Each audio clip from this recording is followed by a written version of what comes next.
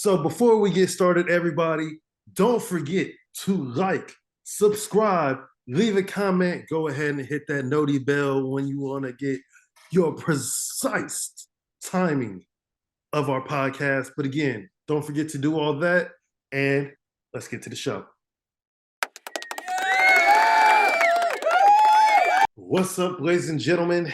It's your boy, CT Brown, my boy, Artie. Chris, he currently doesn't have any internet because, Detroit isn't the coolest in the world.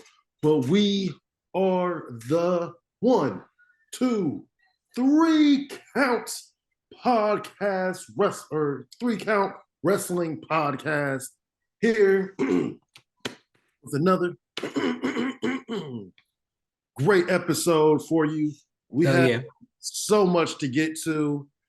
How have you been, bro? I am good. And because, again, there's only 2 of us, this is the Too Sweet episode. So we are doing that every time. I do like your My Hero shirt that you have on, though. Oh, thank you. This one is a little worn. I got one, and then my wife got one, but because I wear mine's more, it's a little worn. Hers look a lot more fresher. And I lost my villain shirt. Oh, I had the villains of My Hero Academia, and they got some of the coolest villains. I would say that in the anime world, they are probably top 5. I'll say top 5 as villains or rogue gallery. Because it's still kind of hard to beat Vegeta, Frieza, Cell, and but that is so ingrained into the culture, it's kind of hard. But I'll put top 5. I can see that. I could definitely see that.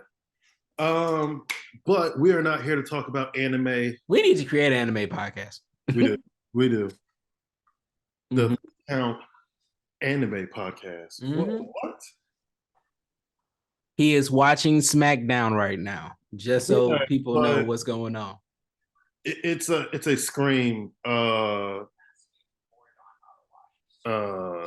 commercial, and the dude tried to shoot him with a shotgun. The boy just did the Matrix. Was like, you said Scream? Yeah, they're doing that shit now in Scream. Okay, Hollywood. I'm getting tired of it. Hollywood. Okay, it's not technically a remake. It's a sequel. Yeah. They created so many sequels after 3, because isn't it 6? I've never even seen the first one. You never seen the first Scream? No. Why not? I don't like horror movies or slasher films. Oh my fucking goodness, it is. Okay, because you don't like it, I can understand. So I'm not going to go too deep into it. But one of the things, and listen, I'm a movie geek, and we're going to get to wrestling soon, but I have to get this out there now that it is on my mind. All right. One thing about Scream is that it is a satirical look into Hollywood that people don't know about. It is the Hollywood that people didn't realize.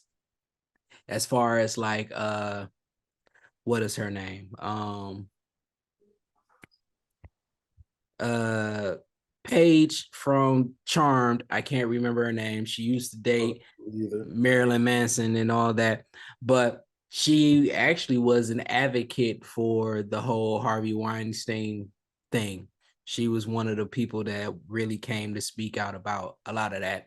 And funny, Weinstein Group, I believe, was part of the Scream thing, but she was one of the people to talk about it. But it had looked on this whole satirical nature of Hollywood on the inside. It got all the way up to, in Scream 3, it got to the casting couch and the sex parties that went into it. Like, they went deep. And people just really swept that under the rug because they thought it was bullshit. But it was true. And how they portrayed it was, it was kind of awesome. I've seen Scary Movie. Does that count? It's not the same. Even though Scary Movie is a classic. I think that is one of the ones where the sequel was better than the original.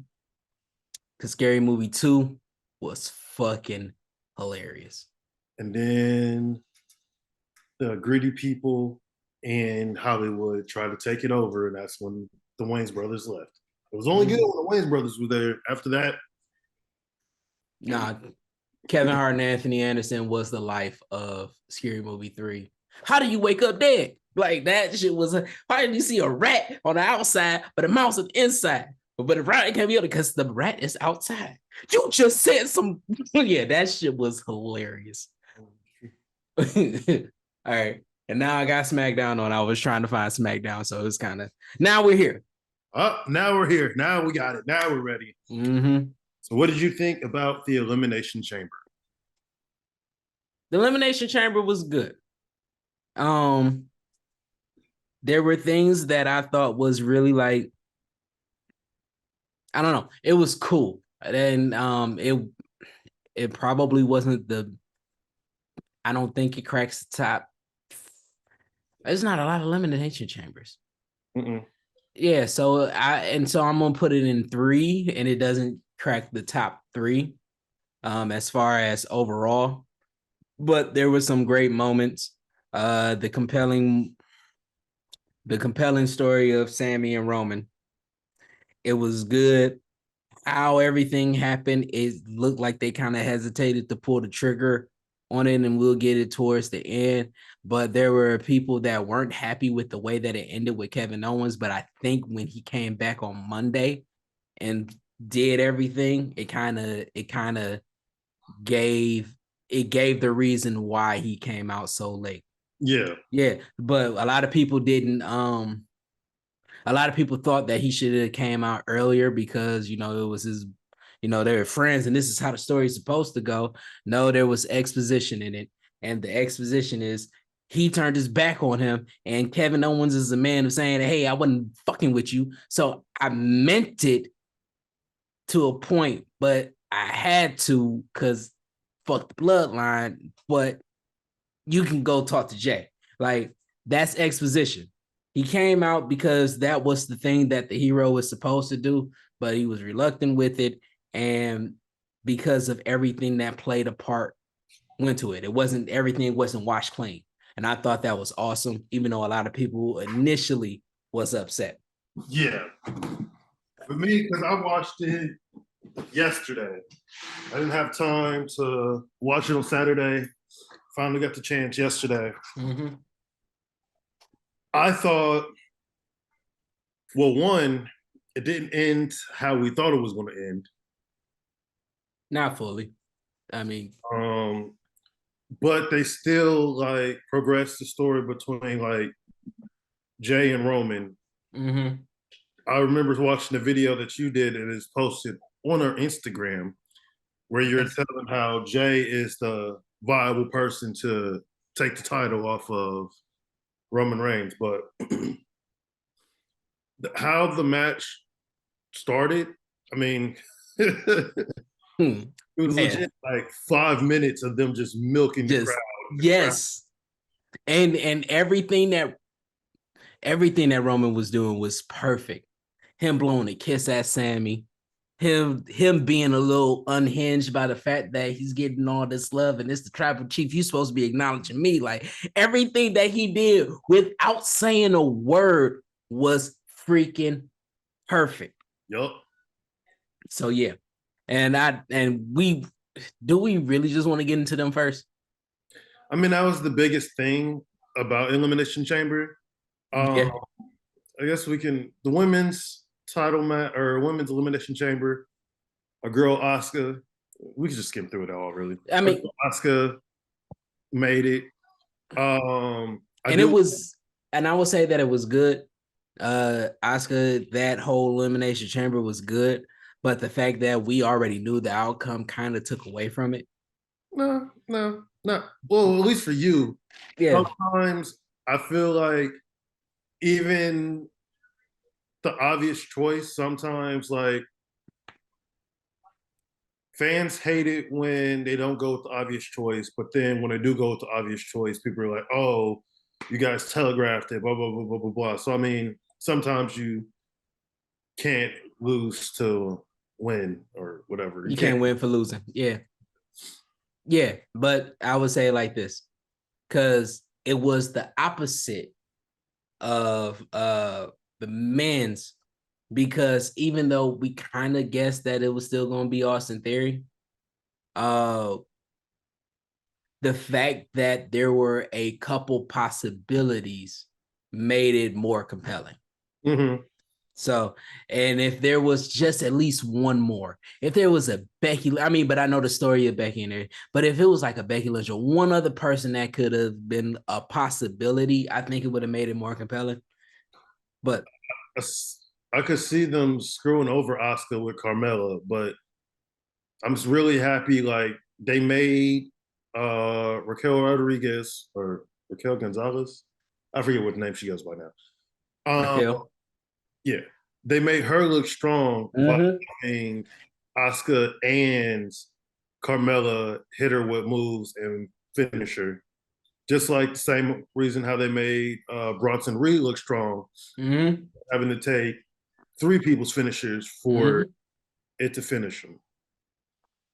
So they did yeah, a really good job at that. I also I don't understand like with Liv Morgan, her whole I'm not gonna tap out, I'm not gonna tap out, and then just smile while she passes out. ain't that what happened the last time when she was going against Ronda? Yep. Yeah, I see that she's probably one of those sub stories that it won't. Hey Rhea. Funny. Yeah, that's But mommy. Yeah, I can see it's like one of those little small stories that happen that doesn't make sense until it all comes together at the end. And you're like, oh, that's what's going on. That's until what's she going on. joins Uncle Howdy and Bray Wyatt Yeah. and her bae, Bo Dallas. Yeah. I think that she go through a psychological break or something. Um, I don't even think I actually watched the Brock Lesnar Bobby Lashley match because everybody has said that was underwhelming. And Yeah. I think I think we also all called that it was going to be some type of no contest. Yeah. Yeah. I think I was the only one that didn't. Um, yeah, I think I was the only one that didn't on that. But yeah, the how a lot of people are upset that Brock Lesnar hasn't had a victory or a clean win since he's been up under Triple H regime. All I see is balance for him just murdering all of the black champions, being the only one to defeat all of the black champions. So I see the balance happening. I feel like them doing this is just them nerfing him. And for those who are not in the Gaming world. gaming anime world, Mm-hmm. nerf somebody is basically to kind of depower them for no good reason. Because I mean, Brock Lesnar is such a dominant force. So, hold on. Oh, okay. Um, they just kind of depowered him a little bit. Yeah, he's still going to be Brock Lesnar, still going to be sending people to Suplex City, bitch. But until WrestleMania, I don't think. I think he will get his first victory at WrestleMania. I Granted, can see that. I don't think people. So Bray Wyatt last week said that he wanted to face the winner of Bobby Lashley and Brock Lesnar. Omos said he wanted to face Brock Lesnar at WrestleMania. I think that is both a like Trojan horse. I don't think that they're doing those two matches. I don't know who Bray Wyatt's going to face, but definitely doesn't need to be. Oh, Tegan Knox. It definitely doesn't need to be Brock Lesnar or Bobby Lashley. Like their characters don't mesh. Like that spooky ooh. Yeah, it definitely doesn't. Yeah. He's not going to be afraid of that shit. Brock Lesnar's going to beat up the whole group. Bobby Lashley can beat up the whole funhouse as well. Yeah. So I feel like I don't know who Bray Wyatt's going to face at Mania, but yeah, it definitely shouldn't be them. I definitely think that it's going to be Brock Lesnar and Bobby again at WrestleMania. And even though Brock Lesnar and WWE has been disrespecting Bobby Lashley for all Black History Month. Yeah. Yeah. I do think he's going to get the win at Mania Mm-hmm. because that's the best match for him. Um, the men's Elimination Chamber match, I liked it. Montez Ford had that crazy dive from the very top. Yeah. That looked super dangerous. The way that they got him out was int- intriguing. Like everybody's still thinking that he's like shoot hurt. Yeah. I just think he's a really good actor. Yeah. Because when I saw him pull him out, because I think I looked away and I looked back and I'm like, he's out. Then I saw the curb stomp. I'm like, no, that was a pretty clean curb stomp. That wasn't like a botched curb stomp. That was pretty clean. Why does he look injured like that? And then my first thought is that they're because of what happened with Matt. I think it was Matt Riddle in the concussion, right? Mm, When Seth curb stomped him, he had the concussion. He wasn't clear for SummerSlam. He still came out to try to fight. And no, I mean that was the work, but yeah, the reason why he couldn't because he felt the pulse. yeah. I mean, but that's what I'm saying. It was concussion, but he came out and curb stomped him again. They're trying to make that look OP. They're making Seth look fucking amazing by selling it as that, and that curb stomp as dangerous. I mean, even though it is dangerous, but but but I think that is going to play a big part in all the stuff because now it's kind of making it look like Seth Rollins is unsafe to work with. He got the curb stomp on Matt Riddle, got the concussion. He got the torn pectoral for Cody, and now another concussion from Montez Ford. And this is going to put Montez Ford in some single competition because now he has to get some get back. I think that this is playing out beautifully. Well, I think they also had Montez Ford kind of lay out because of the whole thing with Logan Paul, which Yeah, I didn't really like that. I thought it was kind of cool. I thought it was cool. I thought it was cool, but the thing is, Seth Rollins could see Logan Paul in the ring the whole time. I mean, I understand that, and I know that you're bringing logic into it, but you have to look at it as this is sports entertainment. This is the man's soap opera, the man's, even though women love wrestling, the man's soap operas. And so he had to portray it like how the camera sees it. You didn't see him coming. This happened on camera, and it's like, oh wow. It's kind of like with if you're on TV on Raw, they act like the cameramen aren't there. And if you're in the arena in Raw, you act like you can't see it or see it on a replay. And then Roman Reigns break the fourth wall with Jay talking about it's amazing what you can see on TV, that type of stuff. So One thing I do need them to stop doing is playing the replay on a giant jumbotron when a team gets fucked over or someone gets fucked over. Because yeah, it's like, oh, ref, you see where you went wrong, right? You guys be reversing the decisions all the time, starting matches all the time. So reverse it with me right now. Yeah. Yeah. But I thought that was cool with Logan Paul coming in. Another thing that I thought was cool was that highly dangerous hurricane run off Oh the yeah. pod. Dude, like two things. Seth couldn't see anything.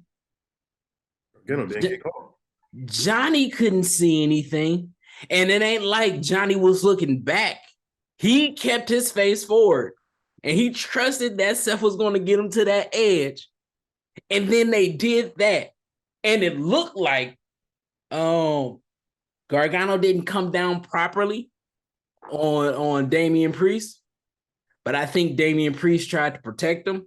Yeah, at least. But it looked like he hit him in the eye, because there was a point where they played the replay and I couldn't quite see it, but there was a point where Gargano was laying down holding his eye. Like at first he was acting like his body hurt from it, but he just really couldn't handle the eye thing, and he was just like, "There's something wrong with my eye." So that was a sick move. And honestly, it's not that the fact that it's like, oh, that was just so sick. It was highly dangerous, and I applaud them for making it as safe as possible, as clean as possible. So then we also had Beth Phoenix and Edge versus Rhea Ripley and Finn Balor, which, in all honesty, they kind of kept Edge and Finn Balor to a minimum. Mm-hmm. Which I'm great that it's great that they did, because obviously after what happened on Raw, they're more than likely going to have a match. Their match at the Royal Rumble that they were supposed to have, they're going to have at Mania. Yeah. But it was also a way to kind of, basically, it was a match to showcase Rhea Ripley and get her over against Beth Phoenix. Yeah, because right now they're not. I think that they had to close that one as far as when it comes to Rhea being a part of this whole story of Judgment Day and Edge, because it kind of felt like it was a conclusion to everything. Mm-hmm. But again, Finn Balor and Edge are probably going to continue to go back at it. But because the way that it felt like in conclusion, Beth and Rhea don't really have to go back to that, and Rhea can just focus on Charlotte now. Yes. So that's good, because if it was some wonky conclusion or some zany thing, then yeah, we got to continue with this. This can't be just at the end, WrestleMania, Rhea got to do 2 nights, because I ain't having it. If y'all gonna play Rhea, I ain't having it. They didn't play her, so I was cool. And then we had the finisher, the main event, Sami Zayn versus Roman Reigns. Like, Roman Reigns ended up coming out first. Mm-hmm. He said it was the champion's prerogative, which I'm glad that they gave him back his old music. Yeah. And just, yeah, they showed up for Sami Zayn. Like, that's the best thing about being from another country. Mm-hmm. Like, whether it's professional wrestling, whether it's like the Olympics, stuff like, people are like, oh, in America, this, America, that. The issue with America is that we have too many great athletes. So winning a gold medal, though it means something, it really doesn't mean as much. When you're in America, we have so many states, we have so many competitors, that just being the best doesn't mean much. Like Usain, fucking, what's his name? Name it, Usain Bolt. Mm-hmm. Him and Jamaica winning the gold medals. Granted, someone fucked him over with his money, but if you're from another country and you win a gold medal, you're a celebrity. Like, you basically don't have to pay for anything for the rest of your life. When, like, Sami Zayn being from Canada, everybody shows up. Mm-hmm. Like, you don't have just when you show up to your state, people show up and want to cheer you. When you show up to the country, whether you're a heel or a face, They're they'll gonna cheer you. show up for you. We heard it with Drew McIntyre and Roman. Yep. Yeah. No, and it's the fact that we do have the best athletes on display. I would say that because there are a lot of fucking great athletes around the world that just don't get seen over here because they're not on display to us. But when they come over here and make a name, like if the Dallas Mavericks ever played in Luka's hometown, it's gonna be crazy. If we got a football player that is from Germany and he goes and they play and he plays on the Kansas City Chiefs, and when Kansas City Chiefs go to Germany, it's going to be crazy. We done seen, and this is for my Pistons fans, we done seen Killian Hayes get cheered in Italy, and Killian Hayes ain't the top 7, 8 players on the Pistons right now. Well, he wasn't until this year started, and he's progressed. But he was on the verge of being considered a bust before this year, but he got over to Italy and people cheered him like he was Kobe or something. No, because I was looking at something on Twitter right now, and one of our followers was like, "Hold up, did Dom just imply that Rhea Ripley almost blew his back out?" And then somebody else was like, "Charlotte talking about Latino dick and Dom getting his back blown out by an Australian woman." That's hilarious. That's hilarious. Man.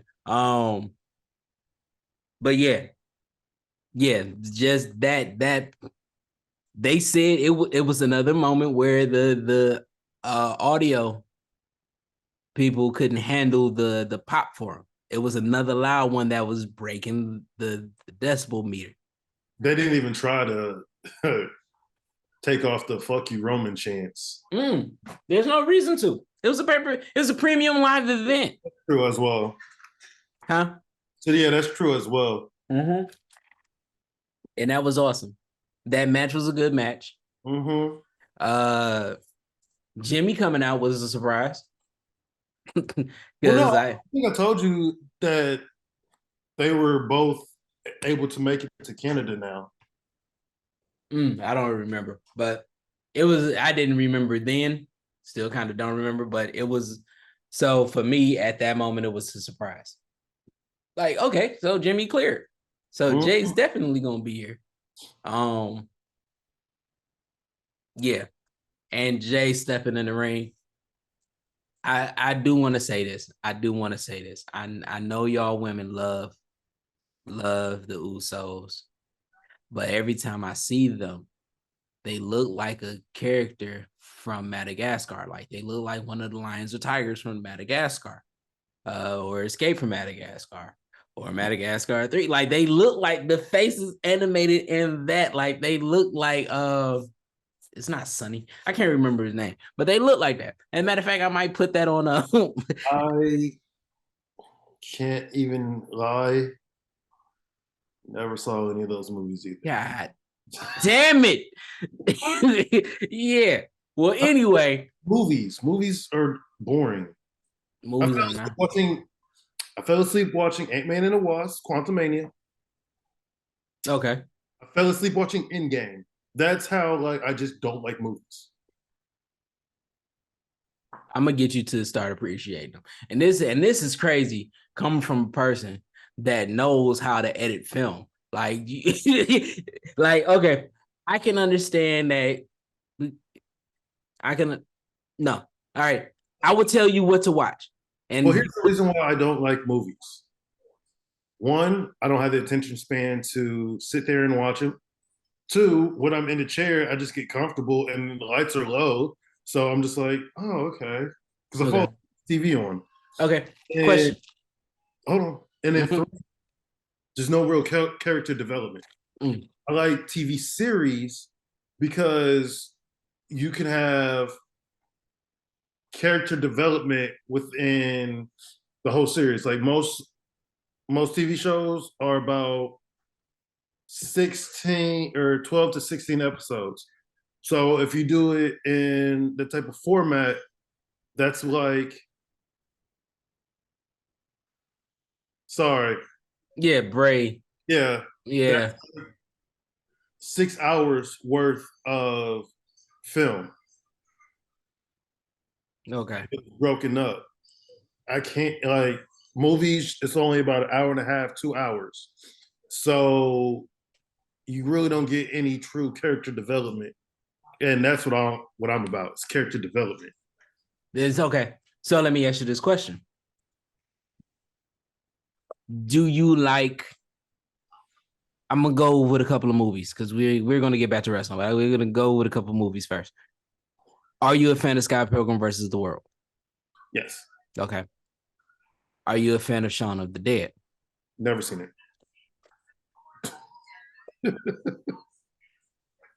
I think that's the one Shaun, where they are going to the pub, right? yes. It was the zombie one, not the alien one. No, yeah. No, it's like because they're in England and it's the two cops. See, you're talking about okay. No. Here's what you need to know. This is what you need to know. Shaun of the Dead. Or is that the guy with the hand who tries to kill him? No, that's Idle Hands. That's yeah, that was Devin Sawa from Idle Hands. But no, Shaun of the Dead, Hot Fuzz, Okay, yeah, and I Journey have. to Journey to the End of the Universe. Those three movies. Yeah, this is the one I was talking about. When you're talking about the two police officers, they were police officers in Hot Fuzz. They Oh, were okay. slackers in Shaun of the Dead. Okay, Okay. yeah, I have seen those two movies. Okay. Watch Journey to the Ends of the Earth or Journey to the End of the Universe. I think it's Journey to the Ends of the Earth. It's the third installment. It is that those three movies are part of a trilogy. Those three movies are intertwined and connected. They're part of a trilogy. They are different in the fact of Journey to the End of they are three different genres. They will put horror with comedy or horror with what is the other one? They do horror and comedy, even though all of them are comedy. The second one is like police duo and action. And then the third one is science fiction and damn, what is the but Edgar, Yeah, he wasn't showing up to Evansville, Indiana. yeah. But Edgar Wright, I believe that's his name. He blends two fucking genres of movies or cinema together. Like he was also the guy that created Shaun of the Dead. I mean, not Shaun of the Dead, but Scott Pilgrim versus the World. Okay. And Scott Pilgrim versus the World is a martial arts movie and a musical. The battles are formed in musical form. Like even when they are when they're fighting, not just the singing, but when they're fighting, they're choreographed to a Oh yeah. so they treat it like it's a musical and a martial arts movie. All right. So you can have great development because there was character development in all of those movies that I said.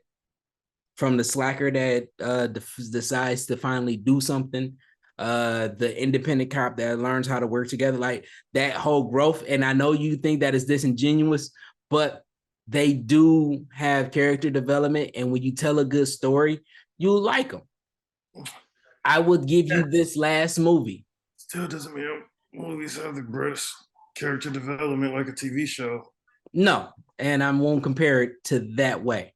But the movies that you like don't just have great character development. the cinematography is also one of the things that captivates you because the way that they're directed, the way that they are put together, it's kind of like world building, right? Which is why I would say Everything Everywhere All at Once is a movie that you have to go see. Well, not go see because you can watch it on Showtime or you can watch it on the torrent or whatever. That's But the one where the chick meets different versions of herself, right? In her family. yeah, it's a martial arts movie too. Okay, yeah, I've heard about it, but Great build. And you got to watch it. Story's good. The story is good. Okay. And now that we're taking this slight diversion again, we're gonna get back to wrestling. Let's see, we've talked about Sami Zayn and how it ended. Mm-hmm. Like, I guess we could talk about how like the fans necessarily didn't care for it. Like the moment Roman Reigns won, there weren't even any boos. It was just Mm-hmm. silence. They were deflated. They didn't know how to feel about it. They were hurt.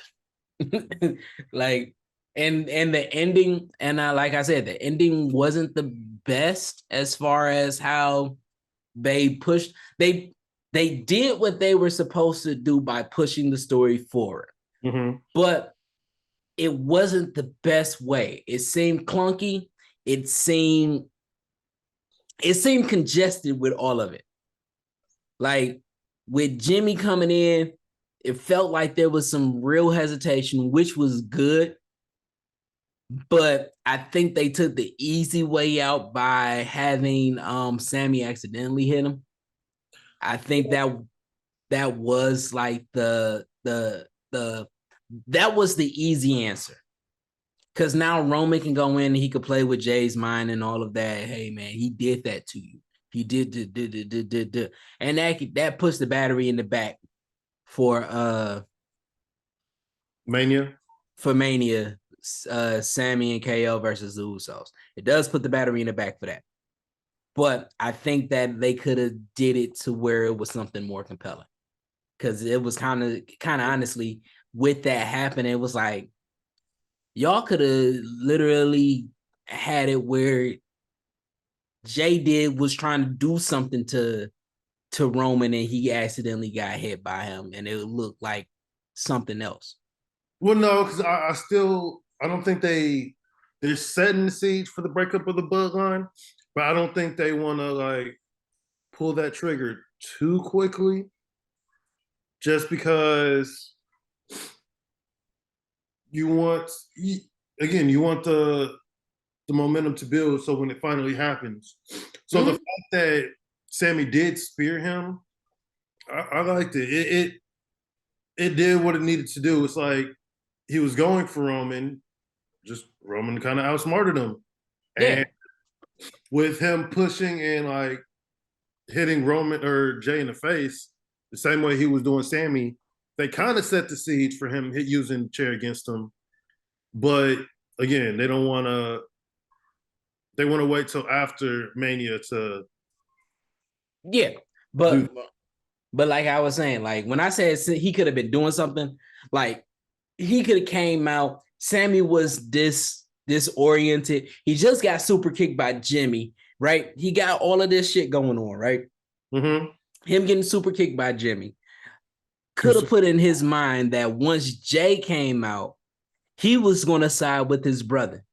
But he doesn't see Roman and Jay arguing. And what he does is that he hits the both of them because he just wants to be safe. He don't want to get jumped again because he got this big ass beating.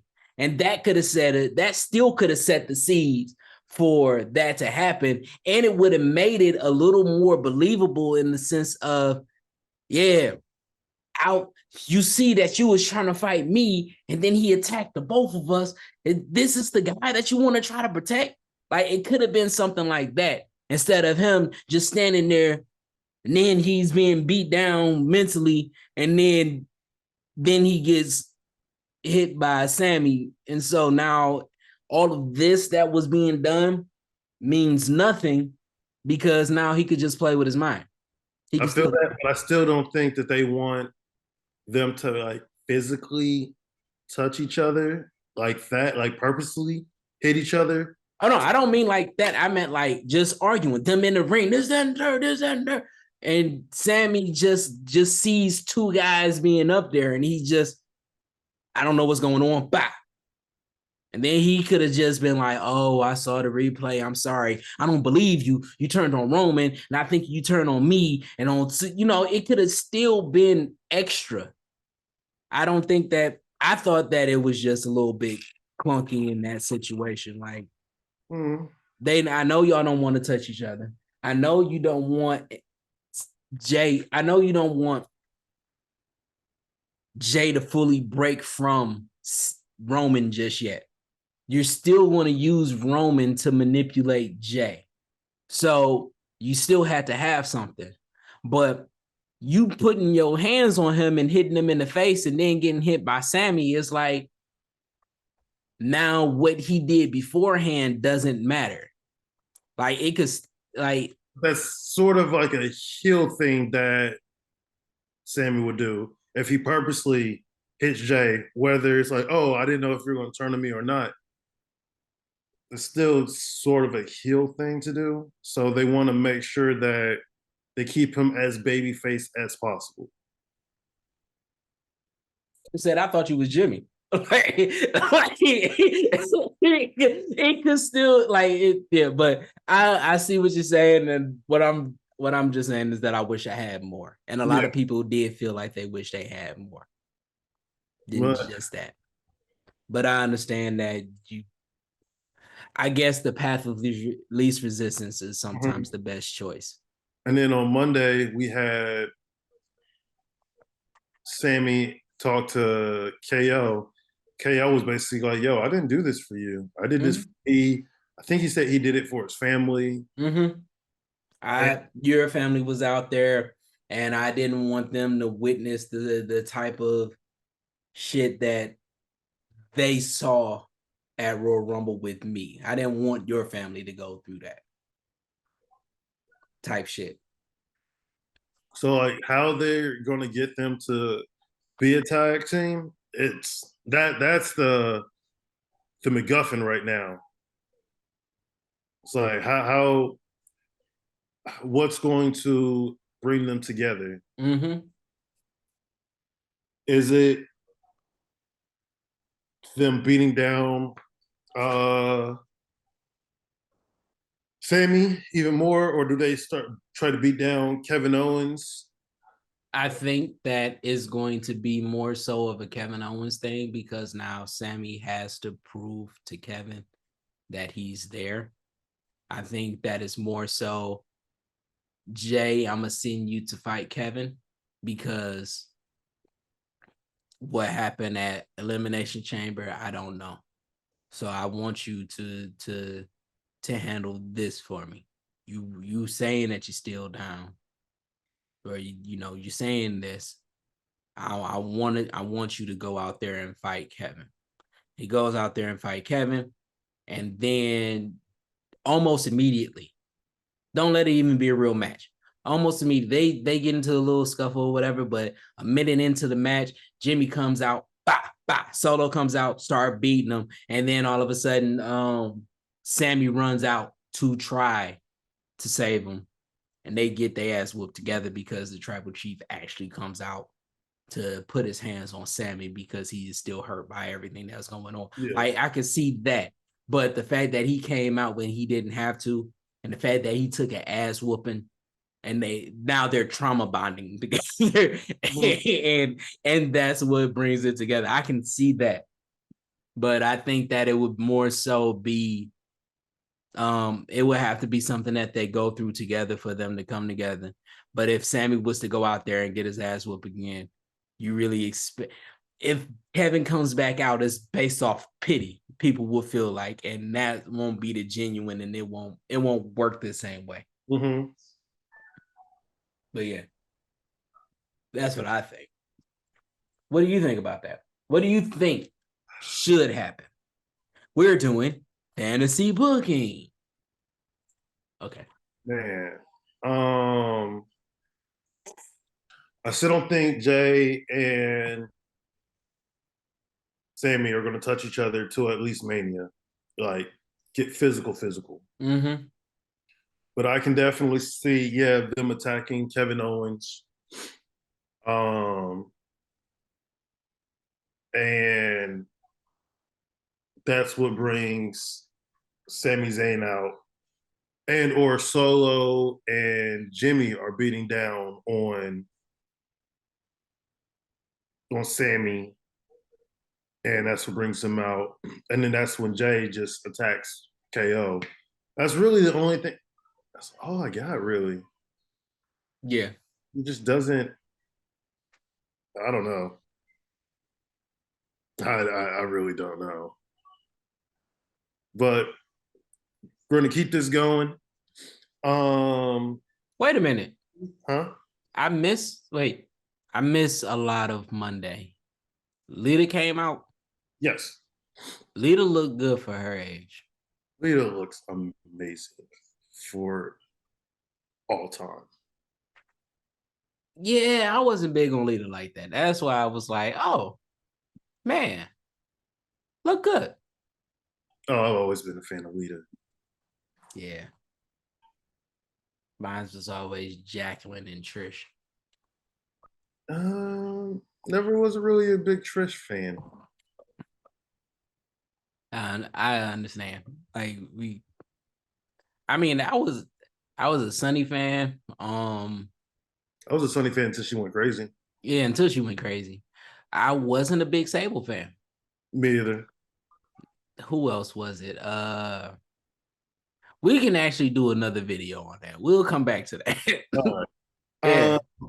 But the WWE will have two pay-per-views in May. We have Backlash, and then supposedly in Saudi Arabia, they're going to be doing the King and Queen of the Ring. They're giving it its own little pay-per-view event, premium live pay-per-view, They need to refresh it. which I'm here for. The King of the Ring was also was always like one of my favorite things. Mm-hmm. So instead of honestly, what they should do, they have the tournament to lead up to it, but then they have the semifinals. Like they don't even need to have Roman there, even though they're going to have Roman there. Um, they have the semifinals for both the women and the men, and then they have the finals that same night. Because that's the one thing about the King of the Ring was it was a gauntlet. Like Yeah. that same day, you have to keep going. You have to keep going. Yeah. That I hope that they do instead of being like, oh, the finals is just going to take place. Yeah, nah. They need to at least let it be the semifinals and finals to be that. And then on top of that, you need to put it to where it was originally. And when I say that, I mean you should be putting it on the one that you think is the next up and comer. Yes. Because for the last God knows how long, it's just been a gimmick. It hasn't really been, It hasn't been what it was with Stone Cold, Bret Hart. Yeah. Like the last time I would say the King of the Ring was actually good was when it was King Booker. Yeah. That was quite literally the last time. And not to the fault of the superstars.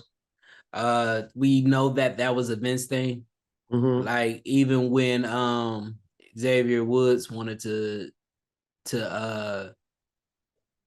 do it because he had an idea for it, Vince nerfed him so much that it became what he had planned wasn't what he wanted to do. I mean, wasn't what was being done. So yeah, if they bring it back to that, or they give, or Xavier Woods say, hey, let's do it like this, and whoever gets it needs to play this role, and let the writers go crazy with it, I would appreciate that. Yeah, Dominic. Yeah, get his ass. Get his ass, Condom. Get his ass. I'm sorry, Dominic. And Ray is at it right now, people.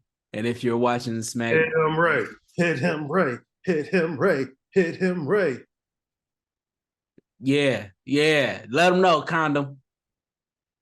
Man, I just want him. But anyways, where are we going with this again? Oh yeah, no. If the King of the Ring was done, if Xavier Woods put it on somebody else and tells them how to go and let the writers go, I would be up for that. If they put it to where, if they put it to where it's on your next big star, I'm up for that.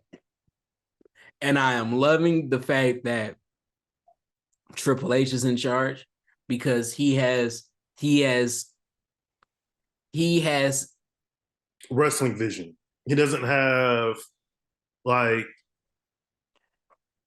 he's for the purists. So if you're holding it as a certain thing, then what it does is, why am I looking off? I'm sorry. Let me just straighten that out a little bit. Yeah, he keeps the fans entertained, but the wrestling purist loves the fact that everything is constructed to where it means something. Mm-hmm. It's not just a meaningless gobbledygook of situations. Oh, now he's still in Orange Cassidy's stick. Okay. But what I want is for like everything to really mean something. So if you win King, Queen of the Ring, you get the main event at SummerSlam. If you win if you're the lone survivor at Survivor Series, you win the wrestling match or you win the main event for Royal Rumble.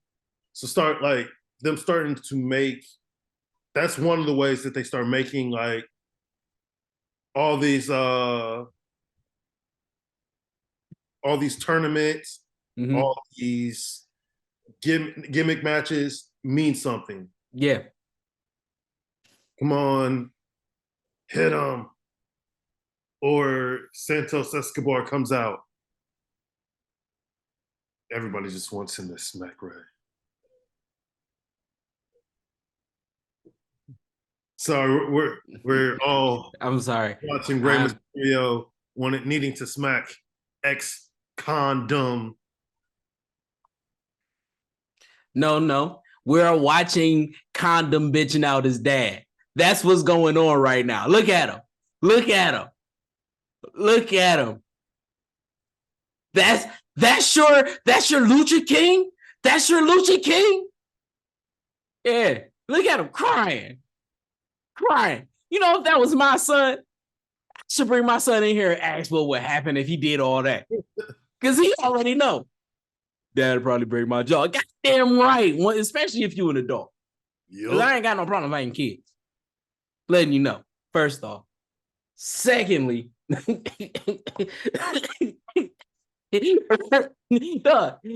telling you, this Dominic story is freaking amazing. And the fact that Ray allowed that to happen shows, one, how much he loves his son and want to get him over as a heel. Two, it shows that ex-con Dom ain't nothing to play with.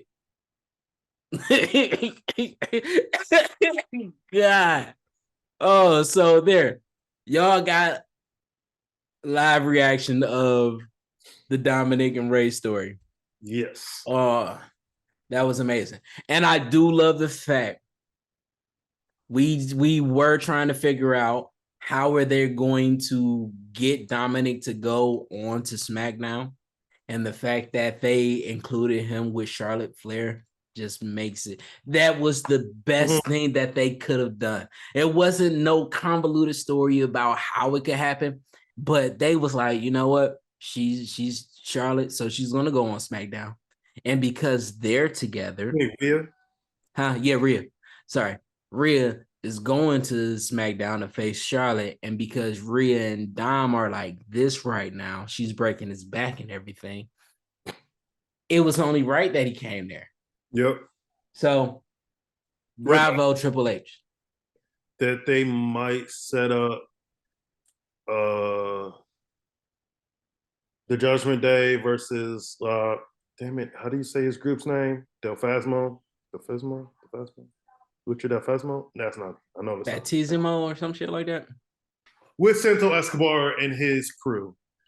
I'm down for the 6 man against those 6. Mm-hmm. And then they can always bring in Zelina, Mm-hmm. Rhea. So Or they could find a way to bring in Andrade. God, that is the one thing that is missing from this story. Honestly, it is. And I'm not even a big Andrade fan, but if we were able to find a way, okay. So speaking of that, I was looking up why he hasn't been on AEW. I he guess injured, right? yeah, he is recovering from surgery. Mm-hmm. I remember hearing that. Get well, Andrade. Yeah, for a torn pec. So Yeah, get well. Um, man, Andrade's fighting with a torn pec. mm-hmm. Punk is fighting with a torn pec. They all saying fuck a pec. Okay. Cody. Yeah. Cody was fighting with a torn pec. Yeah. We seen that. The only thing is, the only person I don't believe had a torn pec was that come Master Blaster Punk. I don't know what to call him anymore. That guy is a true. I miss him. I'm sorry. I hate him, but I miss him. I want this to have a resolution, and it sounds more like it's coming. He has been seen out at a wrestling event. He was at New Japan's wrestling event, right?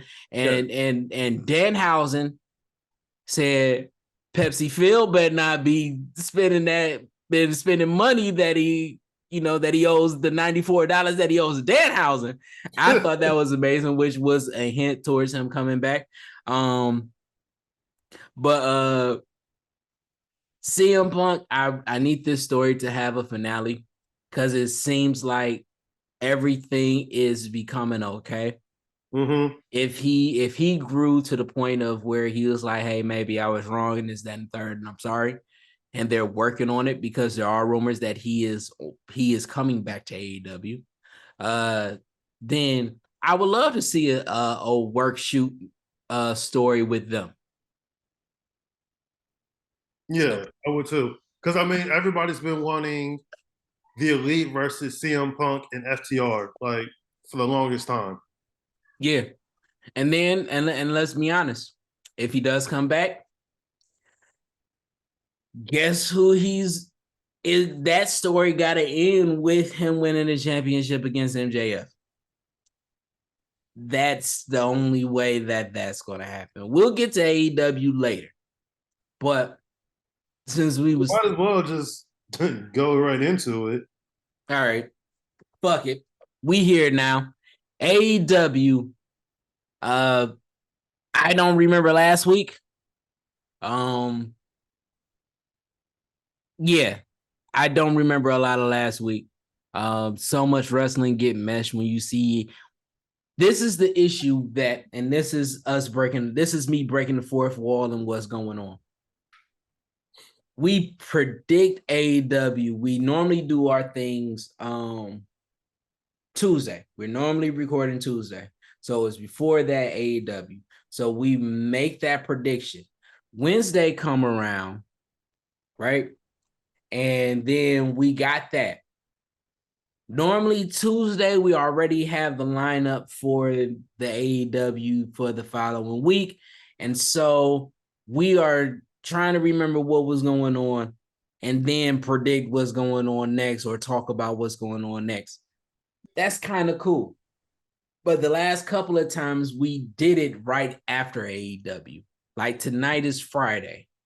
And so we did this. We're doing this after seeing last week's AEW and this week's AEW. So everything is meshing up. And it's a freaking problem with me with my ADHD. So I'm sorry. You can talk about what's going on last week. Hold on. We are going to pause this. Nah, fuck that. Y'all gonna see us react to this. Mm-hmm. For some reason, you're like 2 minutes or a minute or so ahead of me. Oh, really? Yeah. Normally, I'm the one behind. But as we're watching it, we have Sami Zayn in the ring with Jimmy. Yeah. You can hear it? I can hear it slightly, but okay, as long as it's not loud. All right. Yeah. Mm-hmm. He's breaking down the bloodline.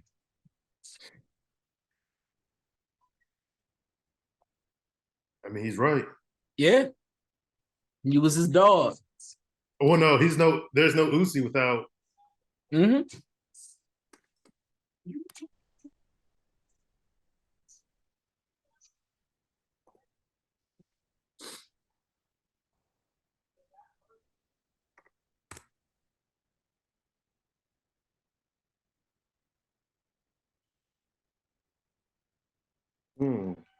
Yeah, man, that hurt. That hurt everybody. Yeah, it hurt him too.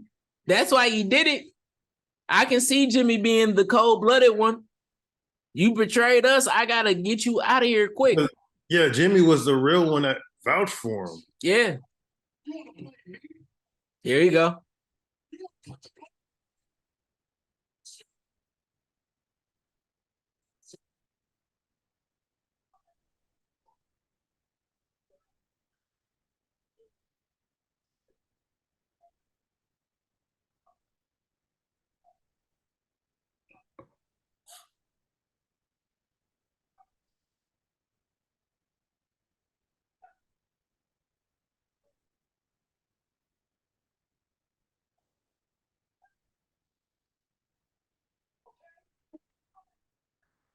Oh, this is deep. Yeah. They manipulate you every single week, like Roman Reigns did to me, the way Roman Reigns has done to your team. That's what he Ooh.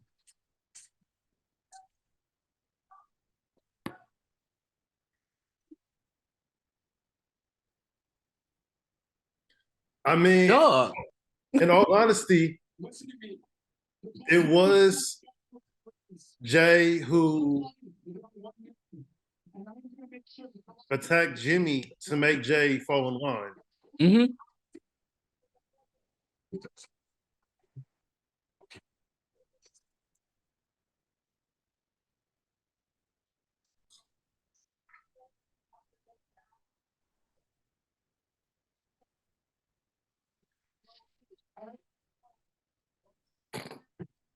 All right, this is so good. Everybody. Yeah.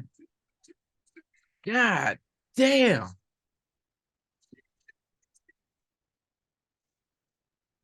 And now he got to make the decision. Yeah. And like, this is a better story than Roman Reigns and Cody Rhodes. It is. Hell, this is a bit better story than, oh, come on, production crew. Yeah, they missed the haluva kick. Man, the production crew always be just like, they can't be perfect all the time, man. I know, but the thing about, especially being on the production side of it, you can't think in the moment. You have to think at least like 2-3 steps ahead. Yeah. And did he leave? Man. Oh, okay.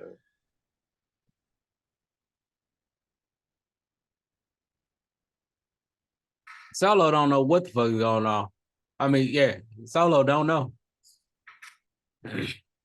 Solo just gonna be Solo, and yeah.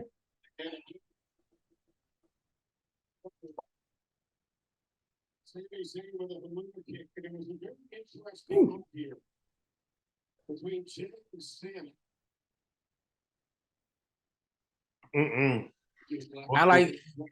I'm glad that they did do that because that replay was cool. And then to see the extra of them not them looking at each other was actually good. Yeah.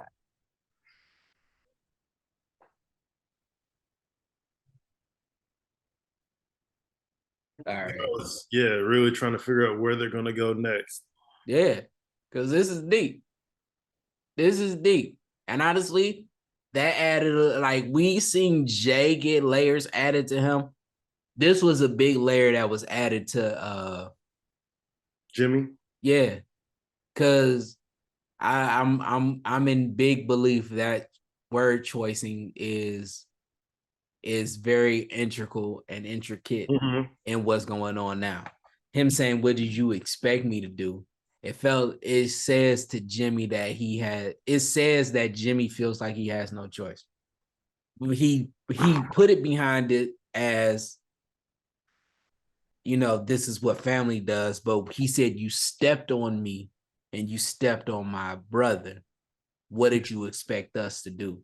Meaning like you forced our hand, not the fact that, you betrayed Roman and, he's family and this is what I'm doing.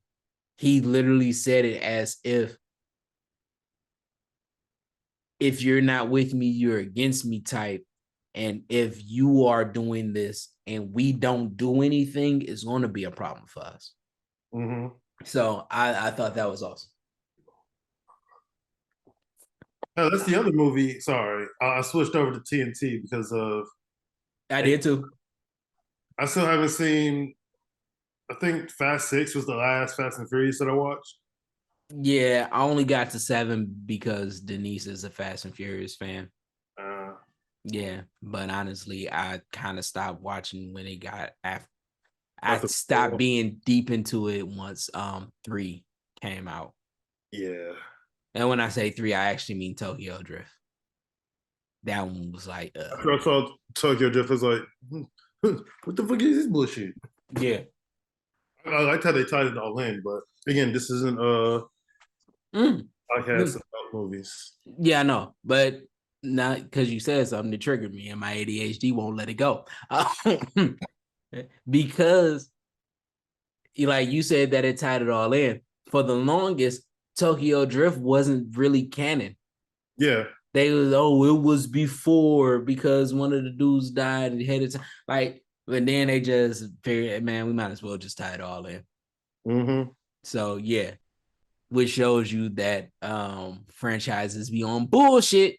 But yeah.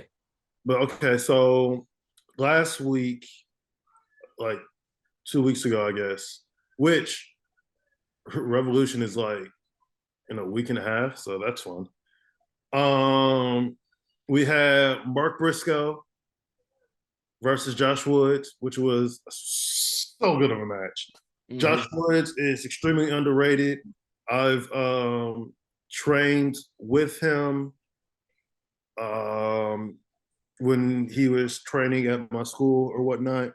Very knowledgeable. Like even with that was nice. With his MMA background and how he puts matches together. And is super knowledgeable and like he kind of needs to be away from Mark Sterling and Tony Nese and his little knees. Yeah, they got to do something with them. That's a lot better. But I think more than likely, him and Mark Briscoe are going to have a match again at Supercard of Honor. Okay. At least that's what they're setting up. Man, why do they always have to have shows here in Orlando when I have to work? I have no idea. Ring of Honor. Yeah. Anyway, anyway. We had an amazing promo by MJF, which if MJF has a mic in his hand, it's always gold. Yeah. Your most hated person, or at least mine, Jungle Boy Jack Perry defeated your man Brian Cage. Wait, you hate Jungle Boy now? Oh, I've been hated Jungle Boy. So annoying.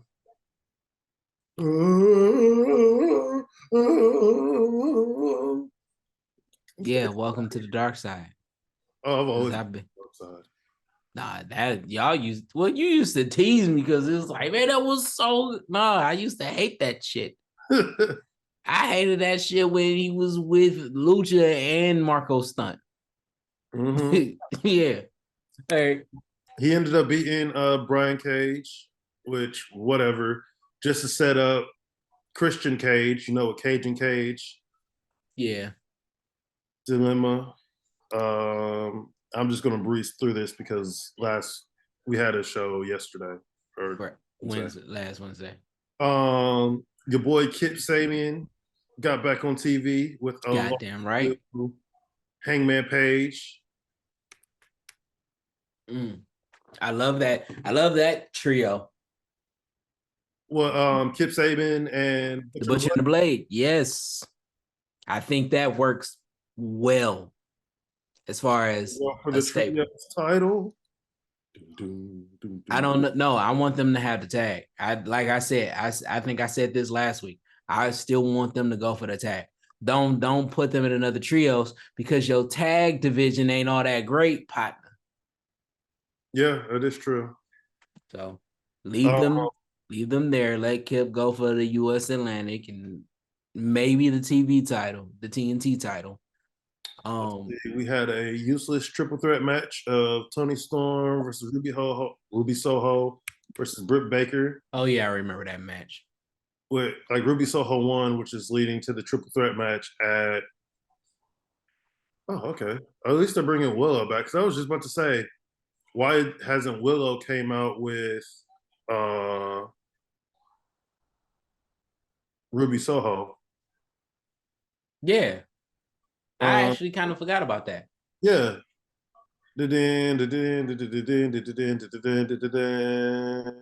Last week, while we're talking about Willow Nightingale, get well soon, Anna J. Get well, Anna Um, JS. yeah, that too. She dislocated a few ribs with that power bomb, so yeah, definitely get well soon. Going away from AEW real quick. Congratulations to Mercedes Monet. Oh yeah. On winning the women's IWGP women's title. Also creating one of the greatest tag teams in the world with Okada. Like you could call it what's the team name? Money Rain, Raining Money. The Rain Money. The Money Maker. Yeah. Money right. Oh, Moneymaker do work. Yeah. I like that. But going back to AEW, last Wednesday, we had Orange Cassidy beating Wheeler Yuta for the All Atlantic title, which then they started slowly. I don't know if they're turning the. They're not. Remember, these are a bunch of people that fight each other. So that slap was supposed to be like motivation. Yeah. We had the Acclaim versus Big Bill and Lee Moriarty. The Acclaim ended up getting the win. I want them to do something with Lee Moriarty. Lee is way too good to constantly. Yeah. Yeah, they need to start putting some wins up under him. Some good wins. Mm-hmm. And even Big Bill, like yeah, y'all don't need to keep having them lose. Granted, they can't necessarily go for the tag titles because the Guns have it, and they're also a part of the firm, which they need to do something like with the firm, like really make them something. Because as of right now, it just seems like the firm had a soft breakup. Like they didn't really know what they wanted to do. Yeah, but AEW has a habit of that. They'll put a group together and then they tend to isolate who they want to go for a little run. And it seems like they're not really together. And then all of a sudden they magically come back together. Or they turn on each other and some shit. But yeah, they did it. They did it with Moxley too. He, technically he was still part of the Blackpool Combat Club. No, they're doing it with Brian right now. Yeah. Like they're not together. Like they only use the stable to serve a purpose. And right now, there's no purpose for them to actually serve. Yeah. But yeah, hopefully it all works out. They need to get that. They need to get that together. We had Christian Cage come back out and then immediately get attacked by Jungle Boy, which is more likely setting up a match at Revolution. Mm-hmm. Kind of don't think it needs to necessarily be on Revolution. Like that's something that can be the on the dynamite before. I would. I'm it's just torn. Like a 70-hour pay-per-view. I know what you're saying, but that's what you got to come to expect with them. But what I'm saying is that I'm torn. The reason why I'm torn, it's not going to be Christian and I'm not torn. It's not going to be Christian and Jungle Boy. Let me stop saying that. Jack Perry at Revolution. Mm-hmm. They're going to set up for Jack Perry and Luchasaurus again. And Christian is going to be on the next pay-per-view. Well, but Luchasaurus has been injured as well, so that's why he's been gone. Yeah, but they were talking about they was going to bring him back with Christian. Christian had said he was going to bring him back. Okay. Or whatever. So I'm thinking that they're getting ready for that. But if not, then what needs to happen is that they do need to have it at Revolution. And let's get this over with. Because if you are planning on doing a push for Jungle Boy, Jack Perry, then this whole Christian thing is just sidetracking everything. Mm-hmm. So he said that he wanted to go for titles, and like just him against Christian Cage it's just kind of pointless now. Yeah, I mean, it's been 7-8 months of this? Mm-hmm. And it should have been over a while ago, but then the injury happened, and that's how I feel about it. Yep. And so the pillars are looking very crumbly. Yeah. So we need to figure this out. Like the only pillar that isn't is MJF. Mm-hmm. Like Darby Allin is kind of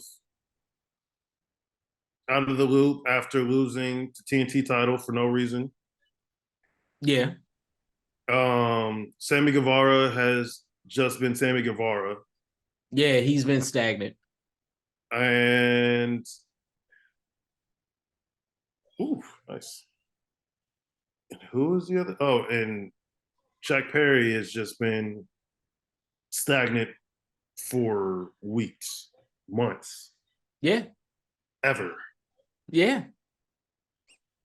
But yeah, definitely. Hell, even Britt Baker right now is kind of stuck in a position. But granted, we had the story with Saraya and Tony, but even that story is kind of falling on deaf ears right now. Actually, I guess I say it. I kind of disagree with it.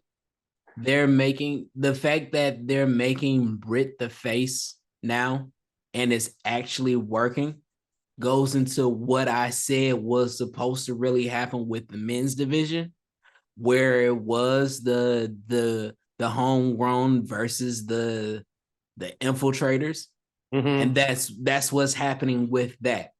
So Ruby was part of the infiltrators, but she was never part of the infiltrators. She never got the respect in WWE.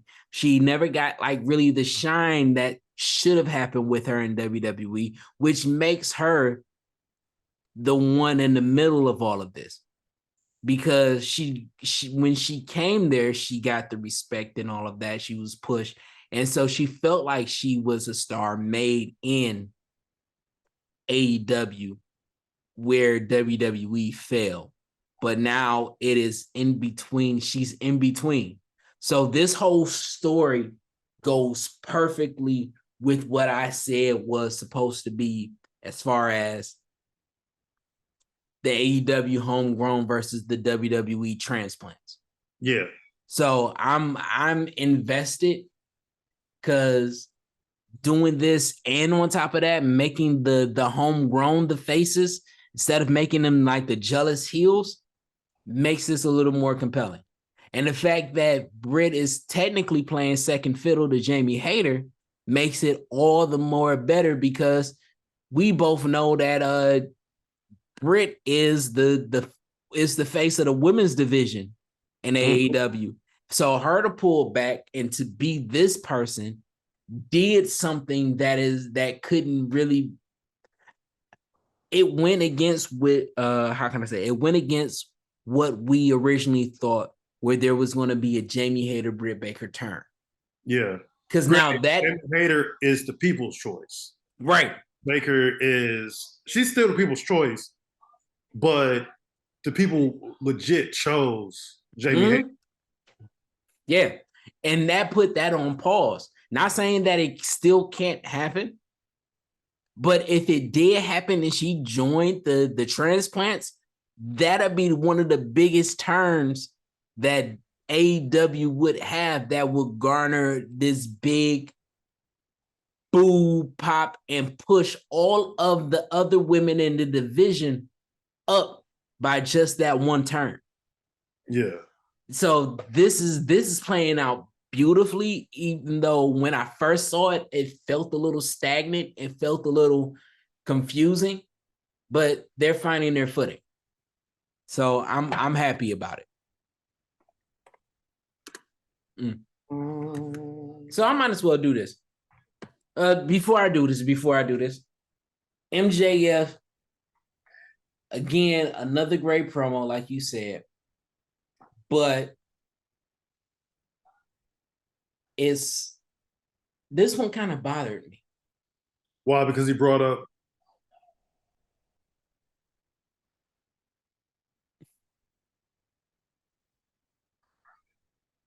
okay. I'm confused. Sorry. You said because he brought up Daniel Bryanson kid? Yeah. No. The issue that I'm having with it is the fact that this one felt like he was reaching for something to have a problem with. Like, I hate you because you get to have a family and yeah. So it felt a little more of a telegraph than an organic issue. Because again, this is another WWE transplant. And I was hoping that he did more so along the lines of, you did this to me, which goes towards the CM Punk, which goes towards the Moxley, which goes towards William Regal. And then he would have had something for Daniel Bryan. Mm-hmm. That would have been more on par. But now this one, it was like, you got something that I don't have. Now this just sounds like you're the spoiled little rich boy, which is cool if you're playing that heel part. But you add a little depth that you weren't just a spoiled little rich boy to be just a spoiled little rich boy. Yeah. These people wronged you personally, and you took it personal, which drove you to be the biggest heel. Now this one just felt a little more drummed up, a little more telegraphed, a little more wrestling entertainment than a genuine, organic, this is why I don't like you. Mm-hmm. I feel that. A lot of people, though they more like the fight afterwards than the actual like promo. Yeah. So I completely understand what you're saying by that. It's very, very astute, if I could use a big word. Yeah. Are we doing what I want them to do? Yeah. Yeah. It's happening. So Revolution, this is going to be the trios match. This don't feel okay, and I'm gonna say it just like this. All right, so for people that don't know, we are watching Rampage. I Thank don't. you. Sorry about that. We are back. We just saw the Elite be in the ring after a victory over the Aussie Open. And what's the name of that group?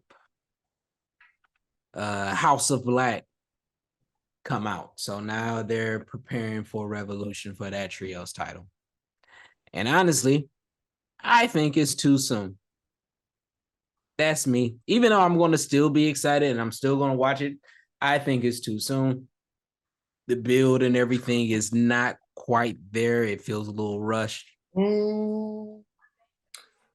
I I wouldn't say it was rushed. I feel like it's been a very mediocrely. Is that even a word? It's a word today. Yep, slow burn. Because when they first came back, they attacked Brandon Cutler. They did. So that's why I like from the start when they did that, because I feel like that's either the first person they attacked or the only person that they really attacked. I was like, all right, bam, they're going to do the Elite and House of Black. The only issue is it's just been so slow that they were doing stuff with Eddie Kingston and Ortiz, but that's also around the same time that Kenny was having his visa issues, so he couldn't even be on the show. So that, along with that, kind of stalled things. But Yeah. they always could have done like they were doing with uh, Top Flight, just having Buddy Matthews and Brody King like feud with the Young Bucks until Until sorry, like a Kenny, sneeze coming. yeah, Until Kenny came back. but Yeah, there it is. that's you. There you go. Um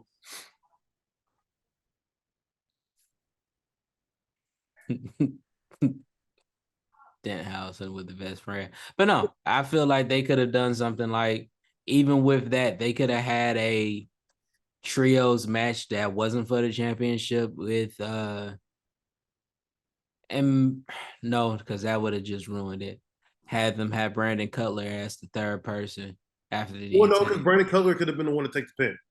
He could have, but with Because I mean the Young Bucks lost the Top Flight, so they can still lose. right. But what I was saying is that they probably want to portray this as something that's a little more serious, and when Brandon Cutler is involved, it becomes a little comical. Yeah.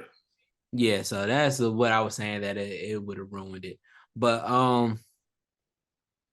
yeah, that whole thing with MJF was just, a lot of people like to fight afterwards, but I really feel like, you know what? I'm doing it now. Here we go. Really? Hold on 1 second. I want you to just react to this. Hold on. Let me give it the big screen. Shout out to Suplex. This dude been doing things, big things. Yeah, he was the one where I was talking about you Yeah. responding to. He's been killing it on TikTok. He has his YouTube page. Go check him out. But this is what he said that about AEW. And I think a lot of people feel it in this way, but what he's pretty much saying is that a lot of people are disinterested in AEW right now. And MJF. Here we go. Yep. Can't hear him. All right, hold on one second. Can't hear him. Hold on a second. We are going to.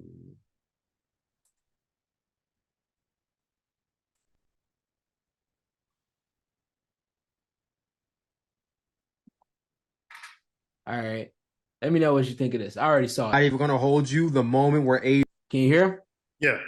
All right. AEW started noticeably tanking in interest is when this moment happened. I thought I wanted this in the beginning, but now that we're in the midst of it, I realized it was a bad choice. And let me explain why. Champion is a representation of the company. And as great as MJF is in the ring, and as great as he is on the mic, he is the most one-dimensional wrestler in wrestling today.